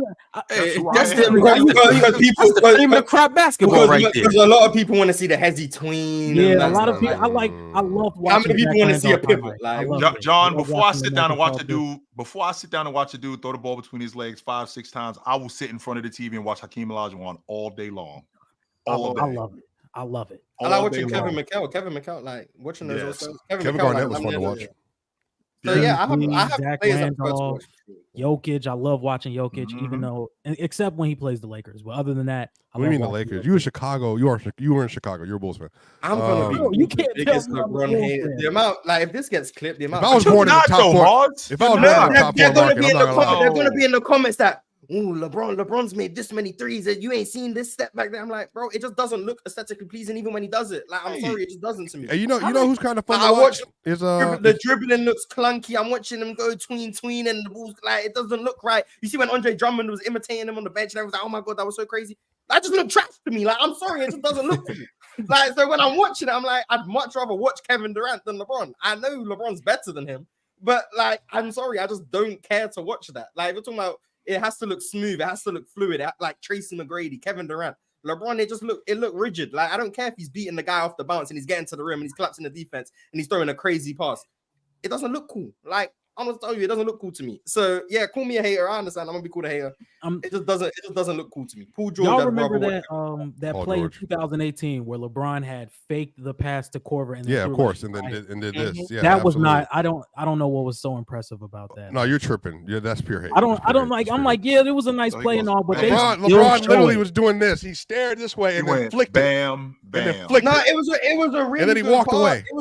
It was a really good pass, but I'll be watching it like not. I think LeBron passing highlights are probably better than his scoring highlights, if I'm being honest. But like, yeah, they are nice. If I was to watch any version of LeBron, and I know it goes against everything I said about like the physical imposition, my favorite LeBron to watch was like the early Cleveland LeBron, just because he was so fast. You mean the one that was on fast forward and everybody else was that one? Yeah, and not because he was not because he was particularly skilled, because I think he became more skilled with time. But the issue for me is as LeBron's skill developed, in terms of just watching it, it still doesn't look right. So I'd rather him just not have any skill and just start running and dunking. Like that still at least look cool to me. My like when favorite, Giannis shoots a jumper, even if Giannis becomes a good shooter, I don't want to see Giannis shooting jumpers. It just doesn't look right to me. Like there's no aesthetics to it. That doesn't look right. So I don't want to see it. Just run and dunk. It's cool. That pass, John D, I think it was so impressive because most people can't palm a basketball and do this, do that with it. Yeah. Like a lot of people can only palm it, like, so to be able to move the ball around like that, do that, that's really impressive to a lot of people that can't palm a basketball. Plus, the pass was just nasty, and it was a no look. I mean, obviously he's seen it, so you know where he's at. So, like, I understand how maybe that could be, but that's still a great pass. But even you know what I thought about off the defense and boom right there, like that's just hard, physically. But even hard. how strong he had to be to just like do this, and then it went like a little distance too, and it had some speed on it, and he just flicked it over there.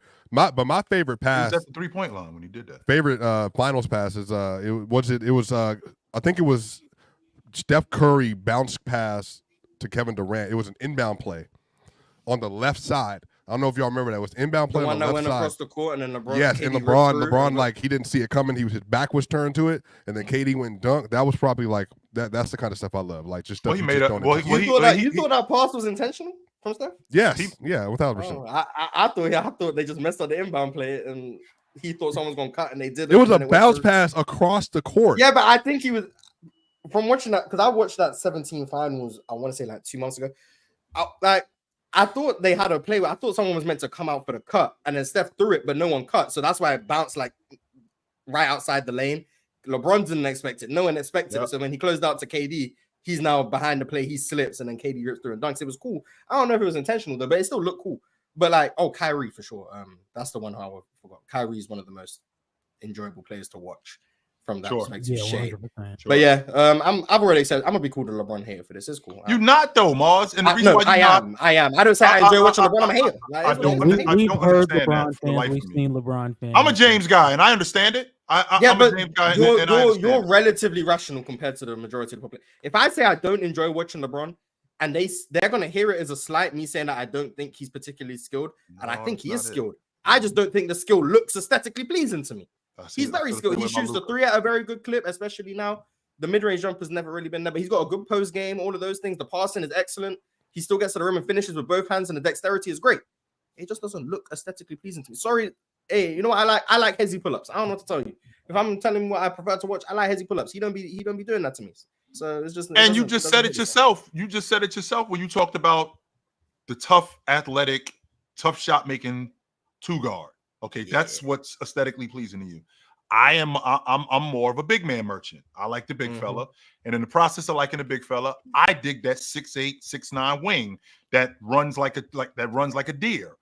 I dig him. He's the guy. So when I see Luka at 6'7", 6'8", I expect him to be a little bit faster, and if he's not, I expect him to. I expect the other stuff to just look a little bit smoother. That's probably why I dig Bird game as much as I did, because Bird's game was so much smoother.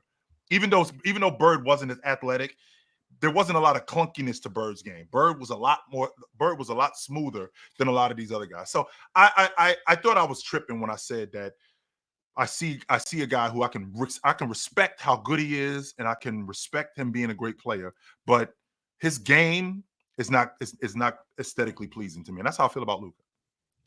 All right, y'all. We getting back to the slate from last night.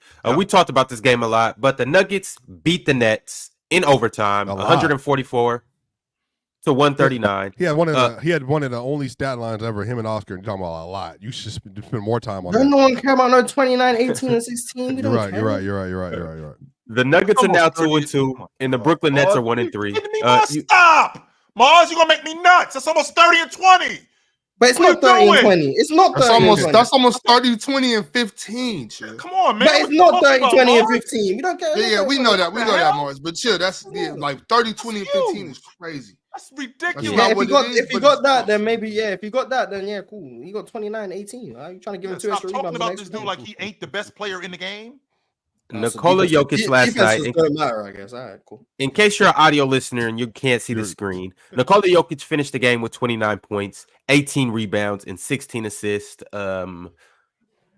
Speechless. It's not really too much you can say. I think Jokic. Let me make sure I'm correct, because I just want to. I think in the clutch this year versus the Clippers, the Raptors, and then versus the Nets. City. I think he has 25 points and like an 87 true shooting in the clutch so far this year, and he closed out almost all three, but both of those games. Well, he missed the free throw against the Clippers, so he did. But that's where he will ever only choke at the free throw line. I don't understand it. He did it in 2019. He's just done it ever since. That would never change. So when you do true shooting, right? Yep. I miss it too. It has more impact than if I missed it. You went out, Ox. So you went out, my a brother. missed shot is a missed shot. Okay, so it's the same. True shooting is the same no matter what. A missed shot is 0%. A missed shot is 0% every time. Free throw. Well, okay. I thought but you can make. Can't you make up? If I'm not mistaken, I want to make sure I'm understanding true shooting, Mars. I can make up for that missed shot with a 3. So like, let's say I missed with 2 shots and I made 2 threes. I missed 2 twos and then I made 2 threes. Your true shooting would be 6 points on 4 shots.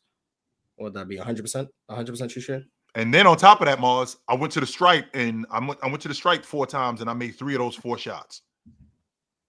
So you scored 9 points on 4 shots. 4 shots and 4 free throws, which is 6 possessions. 9 points on 6 possessions. What is that, about 75% true shooting, 67% true shooting, something like that? And the twos that I missed 2 layups. I missed. Yeah, but that doesn't. You just it doesn't. I just missed shots. Wow, I can make. I think I calculated that right. I might be wrong. The analytics are pretty incredible. Well, look, I'm just Denver's going to struggle for at least the first quarter of the season until they figure out their bench. But all I'm gonna say is first and the last quarter. I think Jokic is about to have probably like maybe his best season ever, and I just think people just need to prepare for that for when we get to March. I told y'all. Who cares? I told y'all. What? No, I told y'all by March. I told y'all it's going to be Mars, right back here. Mars, if we being honest, I'm 31, 12, and almost 10. If the Denver Nuggets end up with a top 3 seed, it's going to be hard. Unless Luka was what, a 5 seed averaging 34, 10 and 10. 34, 99 on the finish on 64. Yeah. 64. So but it's not the same. But you know it's the not the same. is gonna be back. No, it's not the same, Mars. Don't do that. You know it's not the same. Oh, it's not the same. All right, cool. It is not the same. It's not the same. But you know that. You know this. Bradley Beal averaged 32 points a game, and didn't sniff the MVP conversation. We know why. Explain how Luka's last season would equate more to Bradley Beal than Jokic.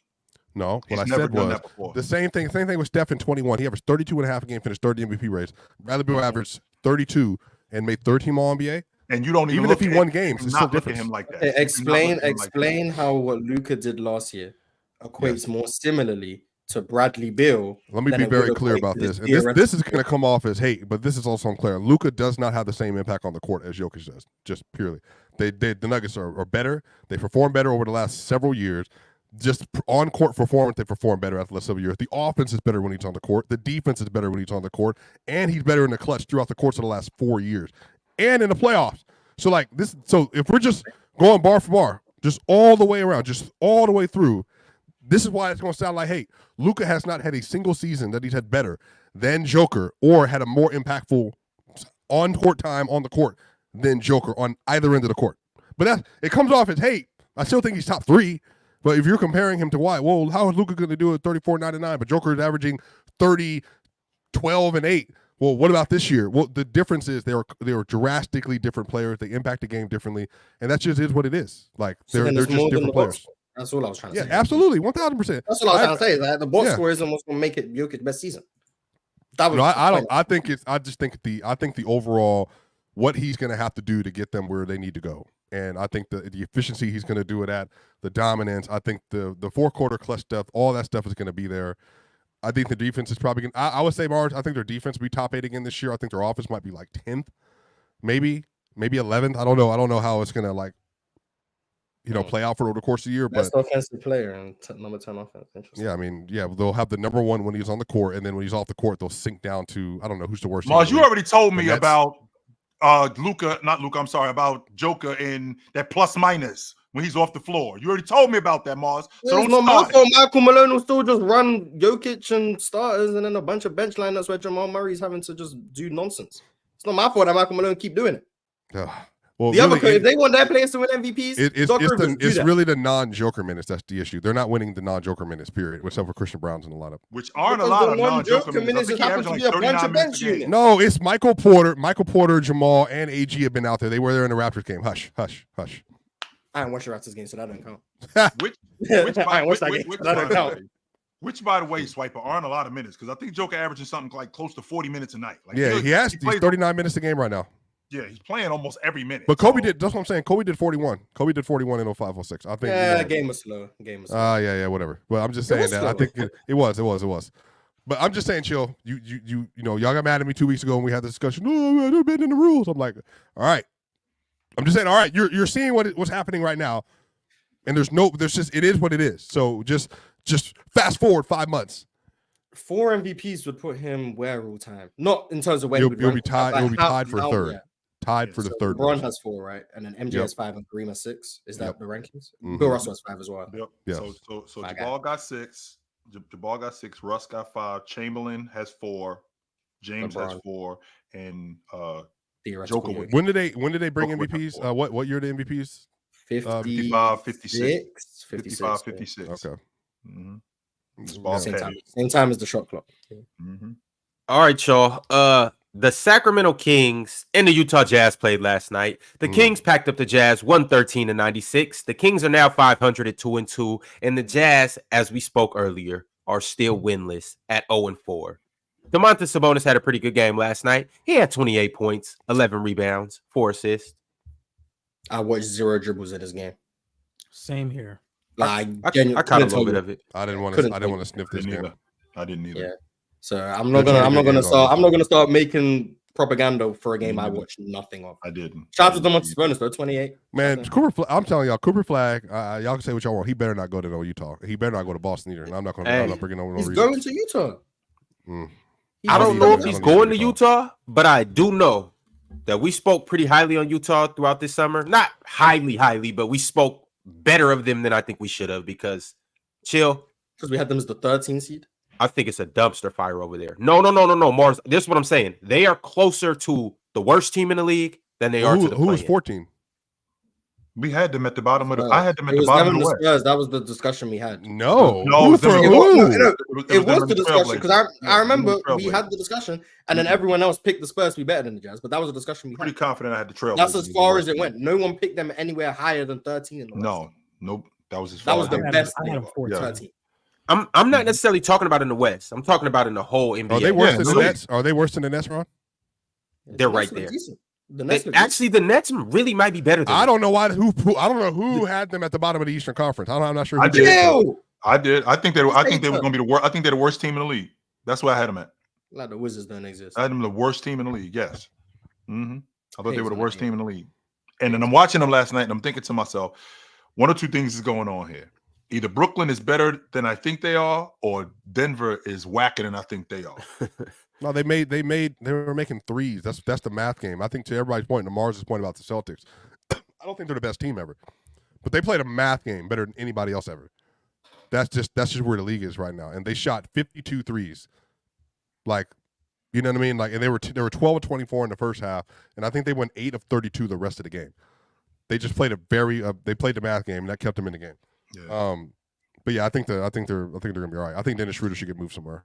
Hopefully, I think he's. I watched Dennis Schroeder last night, and I'm like, yo, I be straight sleeping on Dennis Schroeder. It's probably because he in Brooklyn, but Dennis Schroeder is nice, yo. Dennis been nice though. Dennis Schroeder is nice. Yes, since that year he was with the Lakers, like even before that too, but specifically that year, he was getting busy that year. But for some reason, people just don't like Dennis. I don't know what it is. I don't know if it's because he's a black German. He was with the Lakers, and they didn't. And no, it was good with the Lakers, and he wasn't what people thought he should have been. And then now they're begging. He was real good to your point, Swiper. He was real good coming from Oklahoma City. Real good coming from Oklahoma City when he came over to the Lakers. I expected him to get busy with that Laker team, and he wasn't bad with the Lakers. He was good with them. No, he was all right. He started getting clowns when apparently he turned down the 4 years, 8 Yeah, years. That's really what it was. Yeah, that's all. But all right. Well, moving along to the last game of the night. They just can't seem to fall off. They just can't. 19 in the fourth quarter. Yeah, he was spaz. Or no, fourth quarter or second half. It was fourth quarter. I think I believe it was fourth quarter. Somebody correct me in the comment section. I believe he had 19. His last one was a 3-pointer off a DHO, I believe. But chill, he ain't gonna do this the rest of the year. I know he ain't. Why is he not? Because he's not that. He's just not that kind of player, bro. Why is he not? Mental is everything. He does not have the mentality to sustain this at this level for the rest of the year. He got the mentality this night. No, he's been talking about how his mentality is different than any other team he's been on. No. So maybe 16.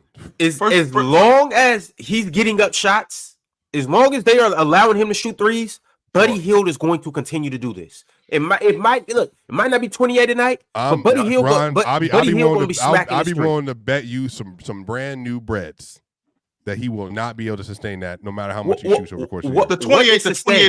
The 28 a game, okay, I could get with that, Swiper, but 22, I'll bet the line at 22 and he won't hit it for the rest of the year. He gonna average 19 this year. So you're lowering it. I'm telling you what I think he's gonna average. He's gonna average 19.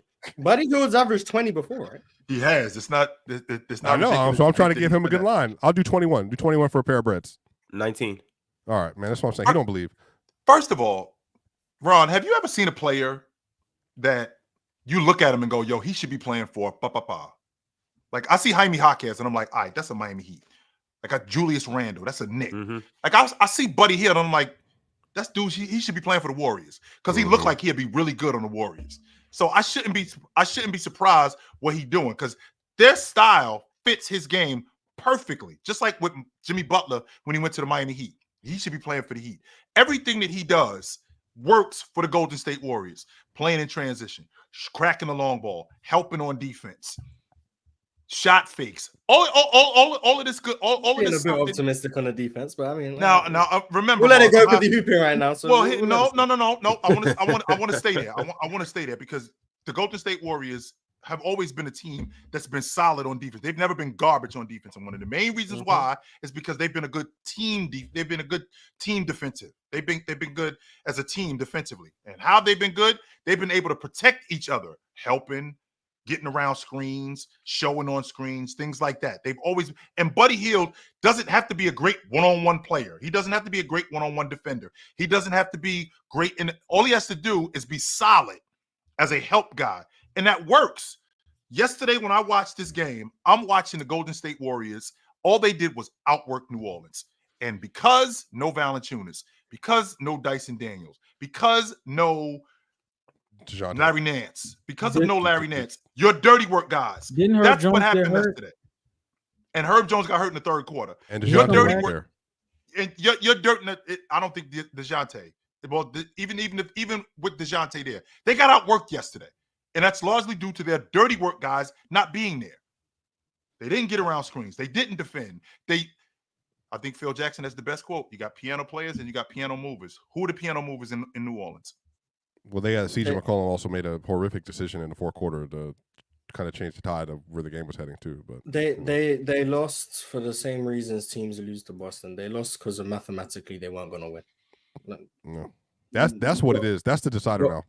Yeah, this is why teams without their superstars can win now more than ever, because you make enough threes without your superstar. Wiggins, you can Curry, no yeah. Wiggins, no Curry. When you make 21 threes, what do you need with Stephen Wiggins for? When you make that many, how many points? That's the way 21, the game is now. That's 66. Without points. your superstars, you can win now more than ever because the game is so heavily skewed towards the numbers. Yeah. If you make enough threes, you can beat any team. The Blazers can beat any team if they just get hot on the right night. 66 threes, chill, or 66 points. The Pelicans turned the ball over like crazy, so they had less shots, and they shot way less threes than the Warriors and made way less threes. You're going to lose, despite the fact that the Wiggins and Steph aren't playing, and Kuminga's coming off the bench, and they missed the Anthony Melt. All of those players missing, you're going to lose when you turn the ball over 23 times, and when a team is making way more threes than you. It's just, once again, it's the mathematics of the situation. You don't need Steph Curry to make that mathematics play in your favor. They made way more threes. That sounds like work right there. Like you just said, okay, so they turned the basketball over 23 times. That means we outworking you guys. That means we're causing turnovers. You're being careless with the basketball. No, not only are you not being careless with the basketball, we're causing these turnovers. We're switching. We're rotating on defense. We're outworking you guys, which is what they did last night. And I have to equate that to what happened with the New Orleans Pelicans. I was out on New Orleans before the season started. I don't think they're a playoff team, and I still don't think they're a playoff team. Yeah, I'm not particularly high on New Orleans, but 9 of 22 is good too. Like they shot 41% from 3. You only shoot 22. That's the problem. Not enough. Me and Mars actually we did the numbers, but before you showed up, the 87 Lakers, who I think is the best team with the exception of the 2001 Lakers, I think that's the best team they ever had. They shot 6 long balls a game. That you can't do that today. You'll get destroyed. That's not enough. That's not nearly enough. You're shooting 6 a game. Now, by the way, to Mars's point, you're not making 6 a game. You're only shooting 6 a game. That's it. 2. And you only making 2. You're getting mopped. If you're only getting 2 threes a game, no. Yeah. You're gonna get destroyed. Shout out Brandon Ingram and Zion Williamson. They both had very efficient games. They combined for 61 points. They both had 30. But they got packed up. Man, don't no one care about that bum. That's Victor Wembanyama next to Ewan McGregor, and then the rest of the Ahsoka cast. Look how tall he is, dog. Think about if he was a Jedi, chill. We don't care. He a bum. Aiden Christensen. 2 for nothing. 2 for nothing. He's a foot taller than everybody else. He's 2 for nothing. What's he doing? Losing to the Rockets. You see Jalen Green snap his ankles? Quiet, Mars. Zip it up. I'm tired of you. You ain't see Jalen Green put him on the floor. You ain't see Jalen Green put him on the floor. You guys didn't see it. They deleted the footage. They deleted the footage. They trying to save him. It's cool. More Star Wars fans. It got deleted like Bron. I seen that footage go wipe. Enough of you, Mars. Enough out of you, Mars. Zip it. So Jalen Green, they put him on the floor. Yes, he did put him on the floor. I got it, Mars. But enough out of you. Because let me tell you why enough out of you, Mars. Because when I see you in January and Victor Wembanyama has a 10-game stretch where he's 32, 15, and 4 blocks, and the San Antonio Spurs won 5 of their last 7 games, you know what I'm going to hear? I'm going to hear you tell me he's the GOAT. That's what I'm going to hear you tell me. That's what I'm going to hear you tell me. You're going to tell me that he's the league MVP. This is happening. I told you, Jill. So I'm not trying to hear you talk about him being a bum. Zip it up, Mars. That's enough out of you. He's a bum. Enough. He's a bum. All I know, Jalen Green put him on the floor. He was on all 4s. Bum. Oh, my God. Yeah. All right, y'all. World Peace sent through a super chat. He said, y'all might say the Celtics because the Celtics actually won the chip. But who y'all got? The 2016 Warriors or last year's Celtics? Warriors. Well, is Steph healthy? Well, 16. Yeah, just assume both teams are healthy. So Porzingis is healthy, but Harrison Barnes is healthy. His head's right. I can't do anything about his mental. I actually think Bogut's there too. McCabe's not scoring. Sean Livingston's there too. Peyton Pritchard. They start mismatch hunting. Yeah, I ain't gonna lie. Man. Sean Livingston, them turnarounds, chill that he's hitting at a 70% rate. 17 feet, Jesus. One team shooting 33s a game. The other one shooting 45. Jaylen Brown can slow that down. Slow what down? Sean Livingston. You gotta make up for 15 threes a game.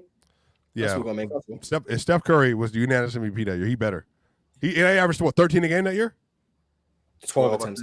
All right. Steph Curry taking 12 threes a game in that series, they're cooked. But here's the difference, though. The Versus difference is they don't play in drop. What? Yeah, they are. Al Horford and KP playing drop. Oh, we already seen that movie. We already seen that movie. Not playing drop. This ain't even. Swiper, we already seen that movie. We seen that movie in the final. I did. They're going to have to play drop. What are they going to do with Steph? They're going to blitz him? Not playing drop. We're going to blitz him? What are we doing? Oh. We're showing and we're showing and we're recovering. 2060 on who? That's what we're doing. On Curry. We're showing and we're recovering. You can definitely blitz. Stop it, bro. Y'all be disrespecting Curry up here, bro. That's crazy. We're not disrespecting him. Pre next level shot creation, Steph. Yeah, I don't care. Blitz. Steph. At an Apex. Blitz. Man, you tripping, showing. How did you go? How did you go from being a stan to a hater? That's crazy. No, I want to clarify. I ain't saying the Celtics would win. I'm saying they ain't playing drop. That's what I'm trying to tell you. They're going to go to many things before they go to drop coverage. 100%. They are not playing drop coverage. You saw what happened in the 22 finals. They played drop on Curry. How'd that go? We're not doing that. They haven't learned. Don't assume they haven't played it. They have never seen each other. That was Ine. This Missoula. No. You have to assume they never seen each other. You have to assume they never seen each other. Missoula is not playing drop. Missoula is not playing drop coverage. And then now I'm bringing your coverage all the way out to the half court, and I got Clay and Dre and Harrison and the rest of them. Y'all cooked. Who else was on that roster? Who else on that roster? Barbosa, the Finals MVP. Iggy's on that roster. Livingston. Iggy's the most athletic player on the court right now. Bogart's gonna be borderline unplayable. I'm just letting you know. Even though every time Bogart's gonna be borderline. They're gonna go Draymond at the 5. They're gonna go Iguodala, Harrison Barnes, Clay, and Steph. That's gonna be you're cooked. Yeah, they got action with that 5 too. Draymond's getting all this peak mobility Draymond. This Draymond where he was. And this is 35 points. I'm getting 35 points at least 4 times in the series, at least. So yeah, this Draymond with the magnet ball where he's shooting 40% from 3. Sure, they might be cooked. Draymond at his apex defensively, they might be cooked.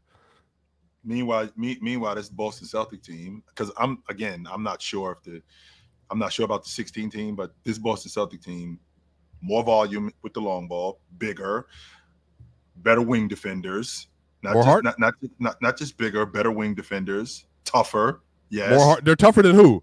Yes, Al Horford. No. Yeah, but remember the 16 Warriors got their chain snatched by the Cavs, so they're not tough. No, that's not 100%. That's what LeBron. That's what you're getting. I told you. He's run it. LeBron. Run it. LeBron. So who got LeBron? Where's LeBron at on the Celtics? I can't see one. Did the 16 Cavs beat the Celtics? Yes. LeBron. I'm asking you. Yeah. So the Cavs win, but the Warriors lose. Okay. Cap. No, I ain't said that the Warriors. Whoa. I didn't say that the Warriors lost. I'm just doing the matchups and what the Celtics do as. So how did the Cavs do good? Because they're not going to play their game. That's why. Like what we talked about earlier. Even though the Celtics make you play the way that they play, I think Cleveland, James getting downhill, exactly what I talked about being a recipe for success. James getting downhill, James getting to the free throw line, James getting to the rim, beating up on their big guys. Kyrie Irving also getting to the rim, playing not just in the mid-range, but also playing at the long ball line and going after both Drew Holiday and Jaylen Brown, going after those dudes one-on-one. And you got dirty work guys like Tristan Thompson. And they got Channing Tatum on that roster too. Holding those guys to one shot. I think that they play more of their game than they play more. They're gonna have to shoot the long ball. Let's make sure we play on that. Every play, Kevin Love come up in this pick and roll, man. Kevin Love. What do you mean? He held up. He held up versus Curry. What you talking about? Tristan. Did he not hold up? Did he not hold up? He did get that defensive stop. Hey, when it was most important, Kevin Love stepped up and sat down on Steph Curry. Tristan Thompson rim protection. All right, okay. Tristan Thompson rim protection. Wait. Did Kevin Love not get a key stop? On the if he could do that on Steph, he could do that on Tatum. If he could do that on Steph, he could do that on Jaylen Brown. It's gonna be every single play. Steph was gonna be healthy. No, I was assuming health for everyone. KP wasn't. You asked Steph in particular because you knew he wasn't healthy. And I'm just saying because Steph can get the boo boo every so often. So just assume he doesn't have a boo boo. Even if Steph scores, it was still a 2-possession game. So, but that was a key stop from Kevin Love. So he had a concussion in that series. So shout out to Kevin Love. I promise Boston are bringing him into every action. Every single Tristan one. Thompson, every single action. one. Kyrie, every action. I promise you, every single action. One of them is in that play every single time. And Cleveland with James is speeding up the game. That's what they're doing. Speed up the game against Boston, the best transition offense in the league. All right, okay. Cleveland is speeding up the game against Boston. The opposite. Yeah, the opposite. Chill. Get in the half court, please. Don't do that. Get in the half court. That's why the Nuggets. That's why the Nuggets are able to beat them. You got to get in the half court. You got to slow it down. Oh, they're gonna speed the game. They're not gonna play fast the whole game. They are gonna. Yeah, LeBron. Yes. Yeah, I'm not gonna lie. That's not the same as Jokic. It's just not. Oh wow, I didn't. That's crazy. Am I hating for saying Jokic better post presence than LeBron? Chat, get him, chat, get him, chat. That's Jokic. He said Jokic is a better half court offensive player than LeBron. Get him, chat. So, my fault. Hey, I can't even say Jokic better post presence than LeBron. All right, my bad. LeBron just the best at everything. I forgot. Hey, LeBron a better shooter than Steph too. I ain't gonna lie. Jokic definitely better in the post than James. Yes, he is. That's not true. All right, y'all. I got a super chat from Mark. Mark said, if the Pistons could play could just play 3 quarters, I swear they'd be a top 5 seed. Also, who's the top 5 empty stats players of all time? Corey Maggette got to be number 1. So happy retirement to Rudy Gay, but he on the list. Chris Webber too. Damn. You guys see Webb's empty stats? I can't remember seeing him a more emptier 20 and 10 than I saw in the West Finals. Andre Drummond's empty stats. Yeah, Hassan Whiteside empty stats. Rudy Gay empty stats. I ain't trying to hate on Monte Ellis right now. Were those empty? That 26 was empty, Mars? I ain't trying to hate on Monte Ellis right now. Jerry Stackhouse empty stats. Jerry Stackhouse empty stats. I don't know about that. That fakest 30 points per game of all time. Yeah, empty stats. maybe that's series. Chris Webber doesn't have empty stats. Maybe that it was just that series that it was empty. Those are some empty stats players that come to mind instantly. Yeah. The Pistons don't have a closer. That's why they can't close out games because they're in games. They're in games. They just ain't got. They have nobody to shut the door on the other team. They're trying to tank. That's all it is. They compete and then it's time to lose. But yeah, those are the empty stats players off the top of my head. But I'm standing on Hassan Whiteside and Andre Drummond.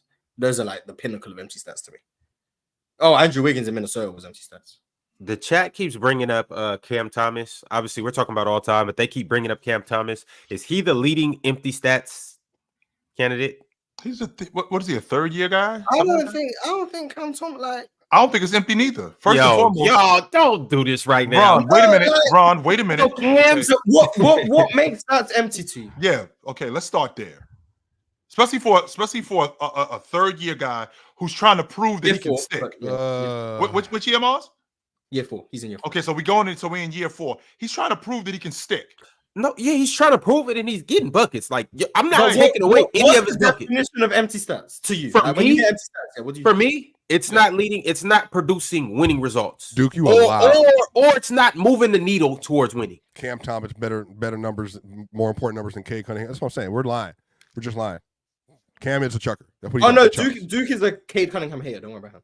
If he's the one who said it, I'm not even looking at the chart. If he's the one who said it, then ignore him. Dookie, was it you? I'm looking at it right now. It was Dookie. It sounded like Cade to me. Yeah, I'm looking. Hey, shout out my man Dookie Blaylock though. He was rocking with me in playback last night. Jeremy Grant been empty stats for a couple years now. Yes, he has. Jeremy Grant been empty stats for a couple years. Also, shout out my man Masinko too. He was up on playback getting down with me last night as well. He held it down. D-Book pre-bubble. I feel like Booker Devin Booker was never empty stats, and I hated when people. I don't think he was either. To me, empty stats is when your box score numbers make you look better than you are. That's what empty stats are to me. When you see this guy's averaging 27, it's like, oh my god, he's not that good. You mean like KPJ? God, empty stats, Jesus. But Andre Drummond's when Andre Drummond's making all NBA teams because he's averaging 15 and 15 or whatever he averaged, empty stats. But hold up though. That's empty stats. Cam Thomas averaging 29, according to your definition, Mars. That isn't empty stats. I don't think Cam Thomas is going to average 29 for a whole year. And not only that, Cam Thomas I think Cam Thomas reasonably is going to average about 24 to 26, in my opinion. I think 26 might be empty too, according to your definition. I No, think that's that's Cam Thomas to me as a 26-point per game scorer in the modern NBA is not empty to me. He's a 26-point per game scorer. I can Bron, see you that. just So heard what? So Mars just said right? that when your stats make you look better than what you are. So when And- you think Cam Thomas, you guys think 26. You guys think top 15 scorer in the league. Yeah. In terms of points per game, yes. What? But I don't In, think points per game. terms of points, I per don't game, think No. points per In game terms of makes getting you a top buckets? 15 scorer. No. There's guys who are going to score less than Cam Thomas who I think are better scorers than Cam Thomas. But I don't think that makes his points empty. Because I The think chat that's is spamming situational. Zach LaVine, by the way. No, Zach it's not LaVine was Zach never LaVine. empty stats, and I hate it when people He- said that. About that's so But ridiculous. Let's get back on Cam Thomas, like this is the thing. There's a lot of players who would put up high volume scoring on the Brooklyn Nets. Cam Thomas is one of them. Anthony Edwards would put up a lot of numbers on that team. Zach LaVine, I'm thinking of shooting guards. They'd all put up crazy high volume scoring numbers on this Brooklyn Nets. I don't think being able to put up numbers on a bad team automatically makes your stats empty. I don't think that's what it means. I think putting up numbers on a bad team when you just aren't that level of a scorer would make your stats empty. Jeremy Grant is not. What level of Jeremy a Grant scorer? is not. Okay, so with that being said, Miles, what level of a scorer is Cam Thomas? He's an elite high volume scorer. That's what he is. Is he a top? Okay, so you dudes don't think he's a top 15 scorer. You think it's 15 guys in the game who are better scorers than him? Easy. Probably. Yeah. I don't You think have a it- list. you- I, you think- not you even think- probably. You think it's 20 guys in the game that are think better yes. scorers than him? Yes. I'm gonna say 25 comfortably. Let me just pull up the standings of the NBA right now. I'm gonna just go through each team. Okay, Yeah. Boston. Jason Tatum's better scorer, right? Yes. One. Yes. Jaylen Brown. Depends on the Yes. day. Yeah, Jaylen Yeah. Brown. Stop. Swipe up. You knew he was gonna do that. Donovan Mitchell, better scorer. Yeah. Yes. Yes. Yes. Paolo. Yes. Yes. How many are we at? 4, right? Someone keep track of 4. That's 4. That's Yeah. 4. Is Jimmy Butler a better scorer? Yeah. Yes. Move. Yes. Don't do I'm seeing this, y'all. Please hesitation. I'm don't. seeing Do this. hesitation. No, don't do this. Please don't do this. Please don't do this. Please. 5% yes. Recency bias. One and two. Recency No bias. recency bias. Yes, there is. No, there is not any recency bias. Let's stop acting like Jimmy Butler. Trade Jimmy Butler for a role player then, if that's the case. Trade him. I understand. Okay, this isn't Jimmy Butler. We're talking about 2024, Swiper. This I'm isn't gonna go Jimmy Jimmy. I'm Buckets. gonna go Jimmy. This isn't Jimmy Buckets 5 years ago. 5 years what we're talking ago. I'm gonna go Jimmy. This isn't Jimmy I'm Buckets still Jimmy 3 G years Buckets. ago. The G stands for gets, by the way. let's respect Jimmy G Buckets. All right, I let's think find. Jimmy's the best scorer, but I Okay. I'm gonna go. Okay, I'm gonna go fine. Jimmy. But y'all just know how Jimmy is though. Like Jimmy's very the it's- mindset of actually wanting to uh-huh. score. Okay. Yeah, Sometimes it's- one- some nights he's passive. But What let's about go Jimmy. What about Tyler Hero? And that You put is a Tyler Hero discussion. on Where Brooklyn, they I'll probably like- average 27 too. You put Yeah. Tyler Hero on Cam Brooklyn, he's Thomas. I putting think up the Cam same. Thomas is He's better putting up scorer than what he's running. He's putting up the same exact. So if number. that's the measuring stick, it would be. So Tyler Hero's better then. So what Austin Reeves? I'm No. trying to go through the league and all. No, that. because you're doing too much. Just go to past 30. That's where Reeves and Hero and we have to Desmond make sure Bain they and them agree that are. we're actually past 30. Because Huh? you might say it easily, but they hesitate on Jimmy Butler. So we got to Man, get y'all. through the league. But I'm saying, but Trae chill. But, Young. Trae Young. no. Yes. No, Trae's he's the best Young's scorer. a better Yes. Trae's the best scorer. Okay. The Wizard. I'm not about to ask about Kyle. Jalen Johnson. No. Oh my God. Jordan Poole. Swiper. So Yeah, Swiper, is Jordan Poole a better scorer than Cam Thomas? Is Jordan Poole a better scorer than Cam Thomas? So I'm saying No. yes.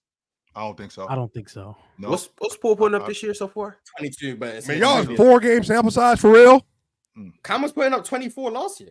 Yes. 23 On what?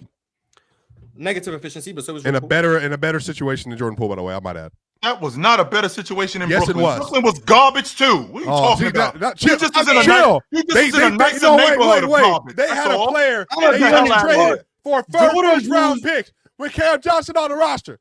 Stop it. Jordan Poole's a big reason why the Wizards were so stinky last year. One of the main reasons He why got they were punched in garbage. the face and got sold for a hot bag of chips. So yeah, he had a down year. But this year Cam Thomas still scoring. Yeah, I got Cam. I I can't. I got Four Cam. games. All right. Yeah. Then I we say know. last year is like, oh, it's just a down year. So I'm trying to use the whole sample of last year. No, now it's this year. It's only a small sample. What do you want? I Rookie want year, truth. Cam I want Thomas? truth. Go What ahead. do you Next. want? Next name. Okay. Kyle Kuzma. Wait, where we at right now? I said Kuz, but We're like- I'm not, We're like- I don't got eight. Kuz, but I got too much of a bump. Birdo no. Where we at? We at 5 right now? Including We're Trey? like- eight. Jason Tatum, Jaylen Brown, Donovan Mitchell, Paolo, Jimmy, Trae Trae. Young, Jordan Poole. We're at 7. Zach LaVine. No. Jordan Poole's not on there. Okay, take. I mean, unless y'all want Jordan Poole, I said no to Jordan. Yeah, say no. Why not? Why not for Zach? Why not? No, why not, Chill? Zach LaVine. Why not? Yes. Zach LaVine's way better. Okay, we're at But why? 7. But why? But the 4-game sample size. Why? Zach LaVine putting on numbers right now. Zach LaVine averaging Zach's the better 26. scorer. I think Zach LaVine averaging 26 a game right now. Like, I think even without the numbers, Y'all some I think points Zach per the game better- merchants, bro. I tell you. No, I'm even just the saying, numbers, even without the numbers, I Zach think Zach LaVine LaVine is a better scorer than Cam Thomas. Okay. Okay, All right. we're at Zach LaVine. 7. We're at 7. Go LaMelo. finish the Bulls. Finish the Bulls. There's another name on the list that's better. Cam Thomas, I mean, Kobe Kobe White. White. is not a better scorer. No, he is not. Yes, he is. He factually is. Kobe White's a I'm better really scorer. not that mad at that. I'm Kobe really not. White is a clear better scorer. I'm really not. On the Nets. Because you said factually. What's the facts that makes him a better scorer? What you mean? What's the facts? You can't say factually, and then I ask for the facts, and you're just like, "What do you mean?" Like, He's averaging here with 19 on great efficiency last year on a terrible team. He's a better 3-point shooter. He's a better 3-point shooter. He's a better 3-point shooter. Chill. No, chill. Kobe He's a better 3-point shooter. Kobe White was a -1. Yeah, on that roster. But You said great efficiency. Cam Thomas like a -6. He was like a Cam -6. Thomas like a -3.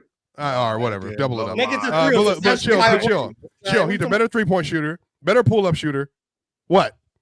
Kobe better this year. Whoa, hang on. Whoa, don't what you mean? Yeah, better Hang pull on up for a shooter. second. Hold on for a second. I'm not sure that he's a better pull-up shooter than Cam Thomas. Now, What are you talking about? From Kobe? three mid-range number from 3 probably.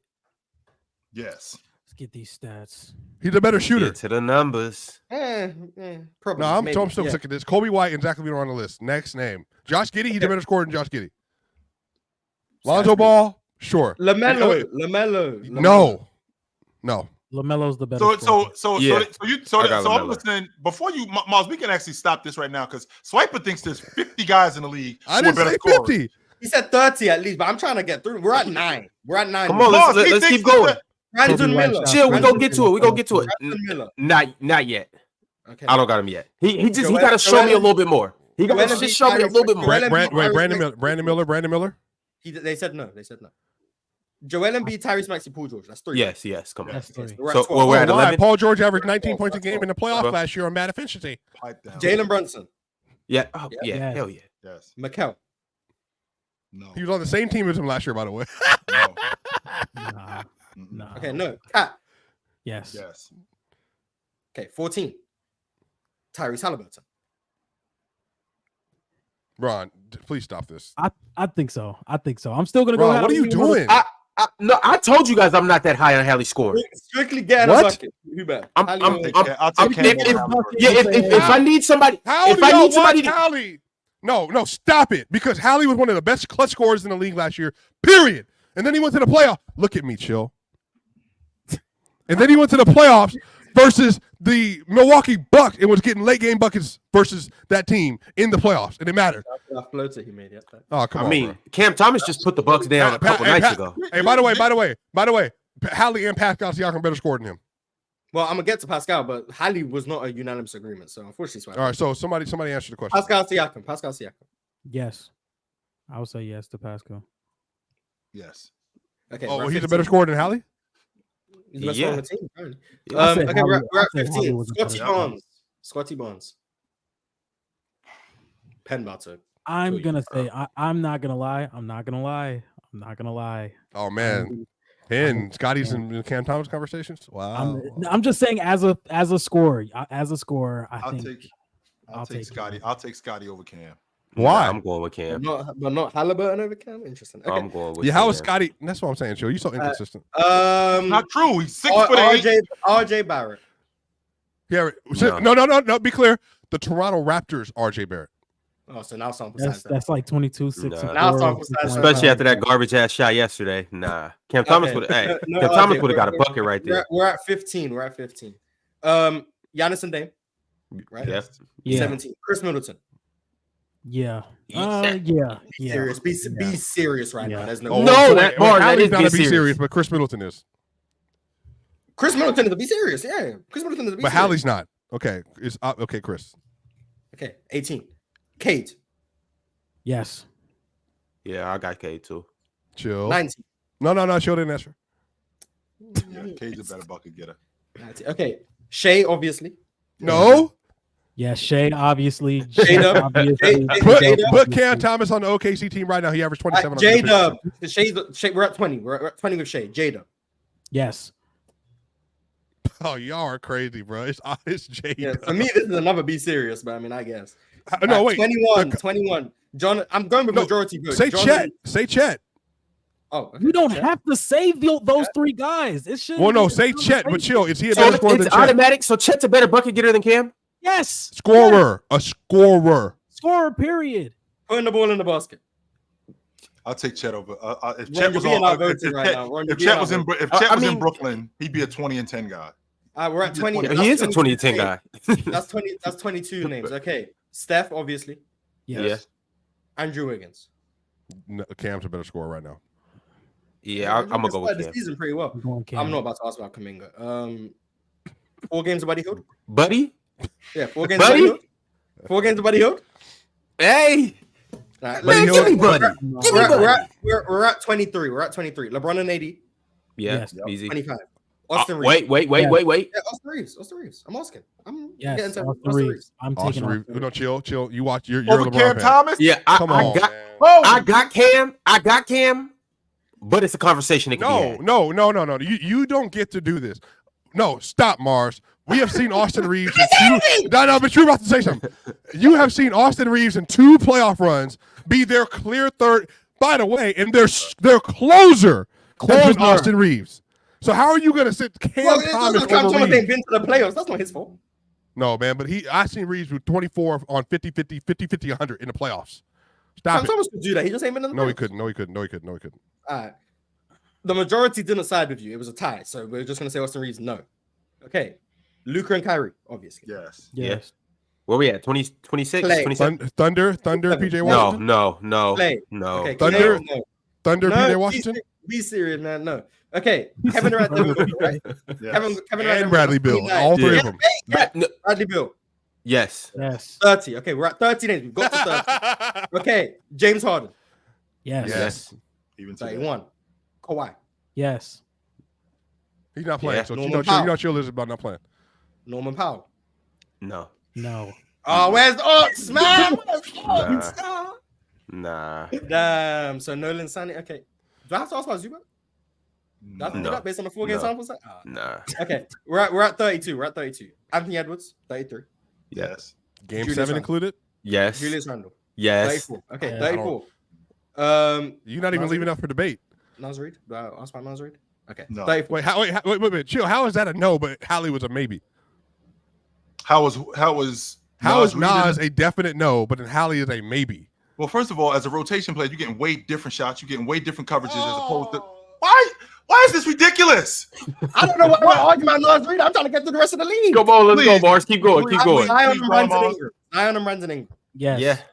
Okay, we're at 36. CJ McCollum. Yes. Yeah. Okay. Hey, it's the tie. DeJounte Murray. It's the DeJounte dead Murray. tie. DeJounte Murray. Nah. He scored 50 37. versus the Celtics last year. When Cam done that? 44 and Cam 44 had shots. Cam had a 4-game. I think he had a 4-game stretch when we went 4 straight This games, was 2 years ago. and that was That's last his year. capabilities. That's the capabilities. And that was last year what Fifth DeJounte game. Murray did, and he Fifth still game. got So Fifth game, I put it on the still got parlay, no, so you we're at missed it. 37. John Morant. Yes. Hell Yes. yeah. Yes. Desmond Bain. Yes. Yes. Yeah. 39. Okay. Jaron. No. Yes. no. Okay, 39. Şengün. Yeah. Yes. Yeah, he's been no. Cam's better. Then Sengun? Jalen Green. Yes. No. The other way. No, Cam is a better scorer. Shut up. Yeah. 41. Okay, Jokic. 42. Yes. Obviously. Jamal Murray. No. No. Yes. Wait. No, what? No. He said No, what? No. Say it out. No. Everybody. No. Wait. Chill. The 2024 Jamal I've seen, the 2024 Jamal I've seen is the same way that the chat looks at Chill over the summer. Okay? Chill, I don't agree with that, but I'm saying it's the same way they look at you. He Damn, he is said falling what? off. Damn, It's he not said what? the same guy. Okay, Hey, no, Ron, say the statement. You think Cam Thomas is a better scorer than? Cam Thomas is a better scorer right now than Jamal Murray. Okay.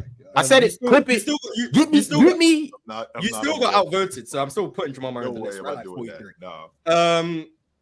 MPJ. No, hell no. I'm just asking. One more name. I'm not asking about Russ. You lost your mind if you think about Proceed. Gordon either. Proceed. Okay, Domantas Sabonis. Yeah. Yeah. Nah. I'll take De'Aaron. over Cam. De'Aaron. Yes. Yeah. He was inefficient last year too. DeMar. DeMar, yes. I'll take Malik, over yes. Cam Thomas. Yes. Malik. Him and Malik better is it's the same. I think No, it's it's the not. same. No, it's not. No, So it's not. Sabonis No, is the fourth best scorer on his team. Yeah. I don't Wait. But he the best passer though. The team said Cam's a better scorer than Sabonis. Well, I didn't say that. That's not Ron true. said it. I'm not He was saying with- that neither. I'm not saying that neither. We're at like 48 names, by the way. We're at like 48 names, including Sabonis. Wemby. Better scorer than Cam Thomas. If you guys said Chet, like, let's be. Yeah, gotta go with Wemby. You guys Got said to. Chet. I said no to Chet, but I gotta say yes to Wemby. Devin Vassell. Nah. No. Y'all go ahead and lie. Wait, what about Devin Vassell? Their second best Devin scorer. You mean? Vassell You is guys not ain't a watching better my guy Devin. scorer. It's cool. Devin You guys ain't Vassell is watching my not guy a. Devin. It's cool. You guys ain't watching my guy Devin. It's cool. Anthony I Simons. in fact said Devin Vassell. Mm. Anthony Simons. Wait, I don't understand how Anthony Simons is, but Hallie's a no. That doesn't make any sense. That doesn't make any sense. Hallie's in a he's got bad PR right now. It's tough. Anthony Simons. Yes. Man, he ain't a better scorer than Scoot Henderson. Give me a break. Okay, buddy. Okay. Anthony, I'm Wait. Jeremy Grant. Jeremy Grant said yes. I'll take Jeremy Grant over him by a hair. You think Jeremy Grant a better scorer than Cam Thomas? But by a hair. Nah. Jeremy getting to it right now though over there. Yes. He getting to it, but nah. I'm taking Cam Thomas over. Donovan Clingan? I'm DeAndre taking. Ayton? Shaden Wait. Shaden Sharp? I don't know how much I gotta crook my neck for DeAndre. I'm Shaden taking Sharp? Shaden Sharp. I'm personally taking Ron. Shaden Sharp? I'm taking Shaden Sharp. What? I'm not taking Shaden over Sharp. Cam. I'm high on Shaden hasn't I shown haven't. he a better scorer. Yeah, than you Cam got Thomas. Right. I haven't even. you gotta To be show honest me. with you, I don't even know what kind of scorer he is. What kind of scorer We've is seen Shaden him go on a great streak of about 10 games, averaging about Yeah, 19 on great when efficiency. they shut down Dame at the end of his rookie year. He was going on a low run, but then He went started crazy. last year. But Shaden, okay, Larry Markkinen. Yes. That's 50. Yes. There we go. We got Colin Sexton. well, yeah, you got Colin Sexton and Jordan Clarkson. I will Nah. take Colin Sexton over Cam Thomas. Colin Sexton. Hell can no. bucket, get What do you it. know? Point being, Yeah. we got to 50. Point being. No. Do 10 more Yeah, names. What's the rest of the league? You're That almost was there. the last team. in the We league. gotta go to the G League. There's probably G some League. names who I didn't ask about. By the way, any Cam Thomas stands. This ain't my opinion. I just went through the team. Wait, what are the Might top be 3 draft picks in the draft next year? So, like Ace Bailey and Dylan Hart. all right, what about them? Today? I think Yes. he's tweeting saying Cam Thomas would be great off the bench for a good He team. would and now be. you hating on it. Mars, you why don't you hating on follow it me? today? Why don't you follow me, Mars? What is this? Mm. What is this? Because I ratioed you one I time. wonder. When? I ratioed you one time. To what? It was a I'm not Houston gonna say Rockets what it tweet, was wasn't because it? then You you're the gonna know Houston what my No. you're gonna know what my burner account is. But He I has a, ratioed. no, that means you have a sizable burner account. That's crazy. Hey, yo, I got to get to these super chats, though. So let's go ahead and make this happen. DSG Piccolo said, should we take into account strength when discussing passing? Like LeBron might have more of a margin for error when he passes than, say, a Nash. I'm probably yapping, though. No, I think that's a speed of delivery. Yeah, man. of course. That's, like being able to actually get the ball where it needs to go. I speak about that all the time. Hey, Ron, can you make I that used list to for my Cam lock camera Thomas and direct. tweet it out, by the way? You a hater. But yeah, I think strength is a huge part. Actually getting the ball where it needs to go, throwing outlets, skip passes, all of those things. That's a huge part of passing. Same thing, height. I think sometimes you just have better physical tools to be a better passer. It just is what it is. Life is life. C'est la vie. Marcus FRM626 said, Mars, tuning into your pod. You said Ant lets people off the hook. Glad to see last night that he kept getting to the foul line. Just couldn't make them. And he needs to make his Shout free out throws, Hoop man. Talk, baby. You know what I'm saying? Yeah, shout out to the Hoop Talk pod, man. That's great content over there. We did our top 10 shooting. Latest guards last flight. Love All y'all, right, black very people. I'll see y'all All tomorrow. right, man. Top 10 small forwards this week. But yeah, I like Anthony Edwards getting to the line. Now, I don't like him missing 6, but the progress is there. Getting there more consistently, less mid-range jumpers. I like the shot diet a bit more this year.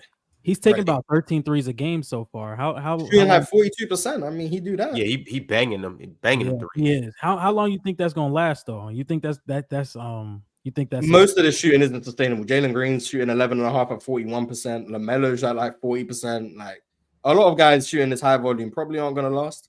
But it's nice while it is. But I think Ant's like a 37, 38% guy, personally. I think Yeah. that's probably that. So 38% on threes. He's very inefficient on his drives, but that will step up as the course of the season goes. So he'll still be an efficient scorer.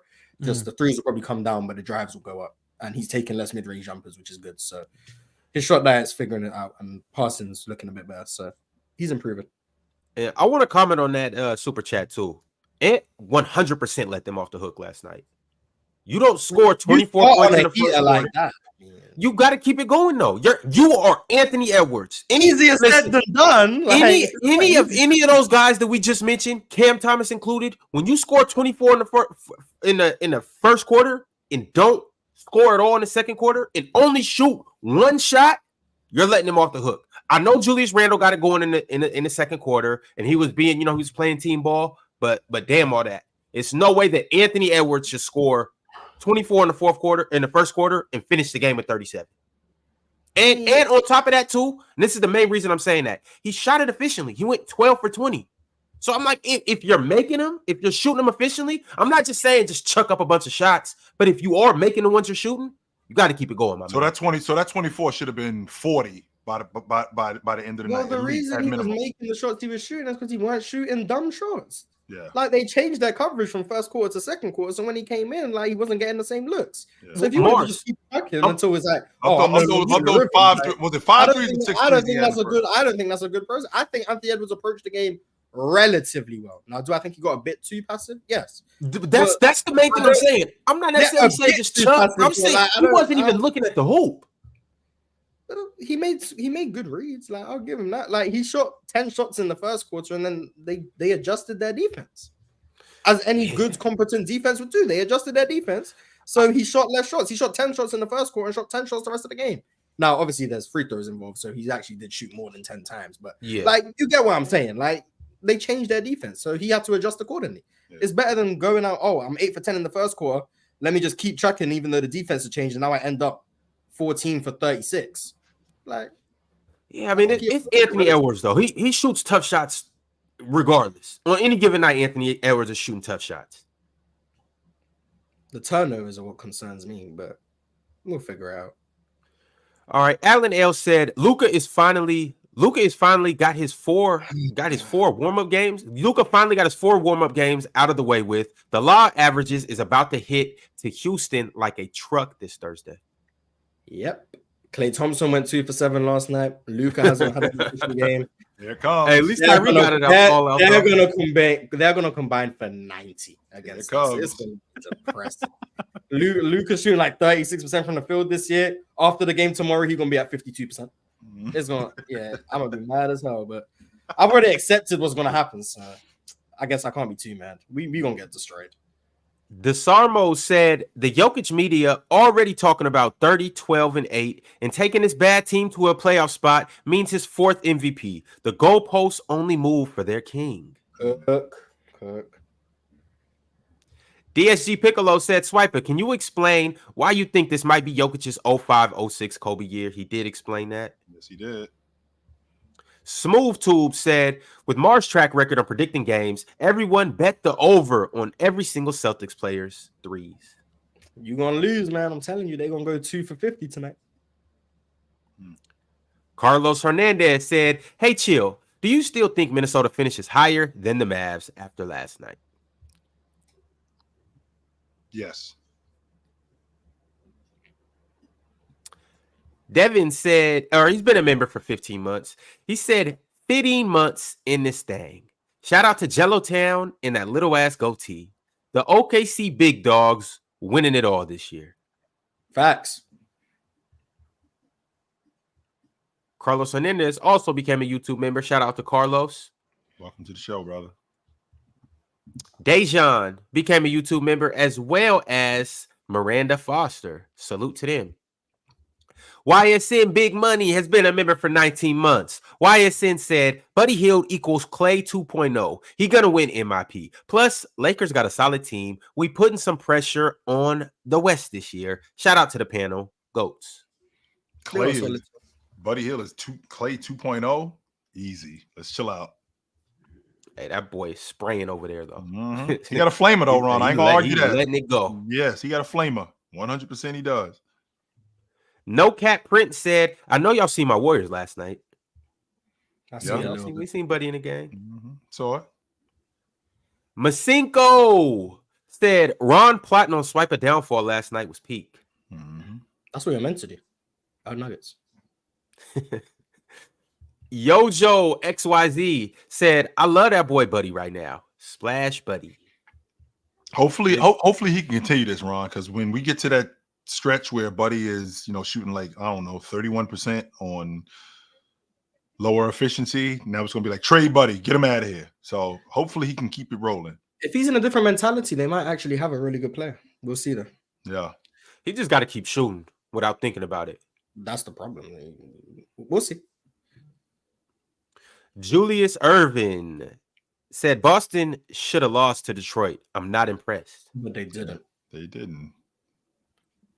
Void Century said unmolested is diabolical lingo. No, it's not. You just a kid that, I got to be real careful about what I say around you because it's 2024, which is goofy as hell, but whatever. Love 2024. 44GD said, remember Chill said Boston wasn't a super team last season? Hey, I got a question for you.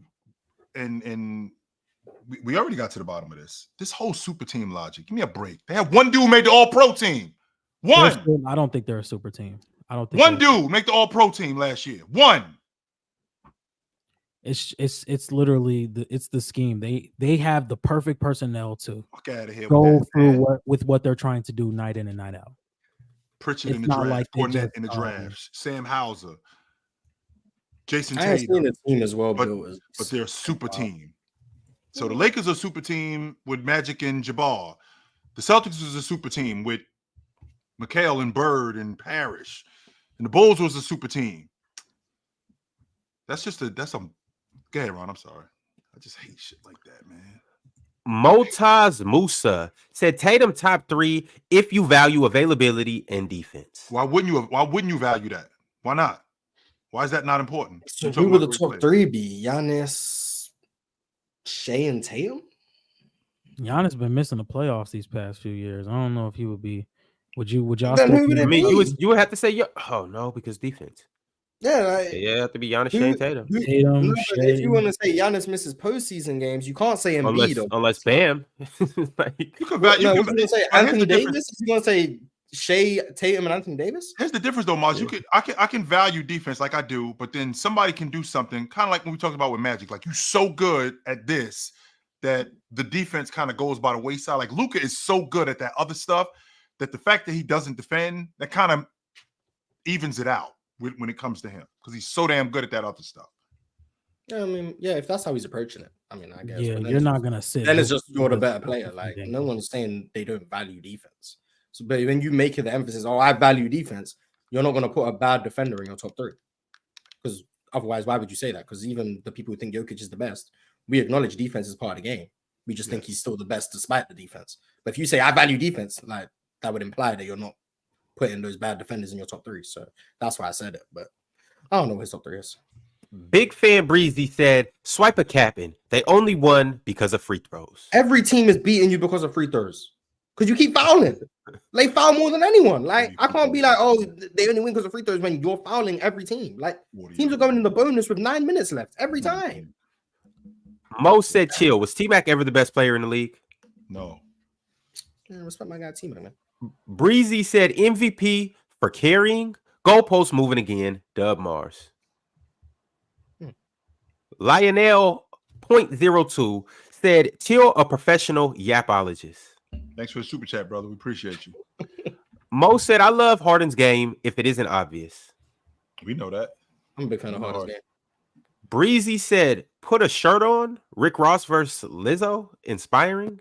Luka versus Jokic. Yeah, I was He's basically saying when Luka does it, it's disgusting. But when Jokic does the same thing, oh my God, inspiring. It's great. It's the MVP, blah, blah, blah. Got you. Different treatment. Lionel 0.02 said Jokic never averaged greater than 28 points per game. You just lied and said 30. I think he said he was going to average 30, not he has before. But I don't know. I wasn't really paying attention. And last but not least, Smooth Tube chimed in with the last super chat of the day. He said, Ron, maybe if you get a retwist, Hallie will get good. Well, I guess that boy ain't going to be good. All right, y'all. We're gonna be back tomorrow. Tap in to Playback later tonight. Chill will be on, and y'all just have a good day. See you again Later. tomorrow. Merry Christmas. Later.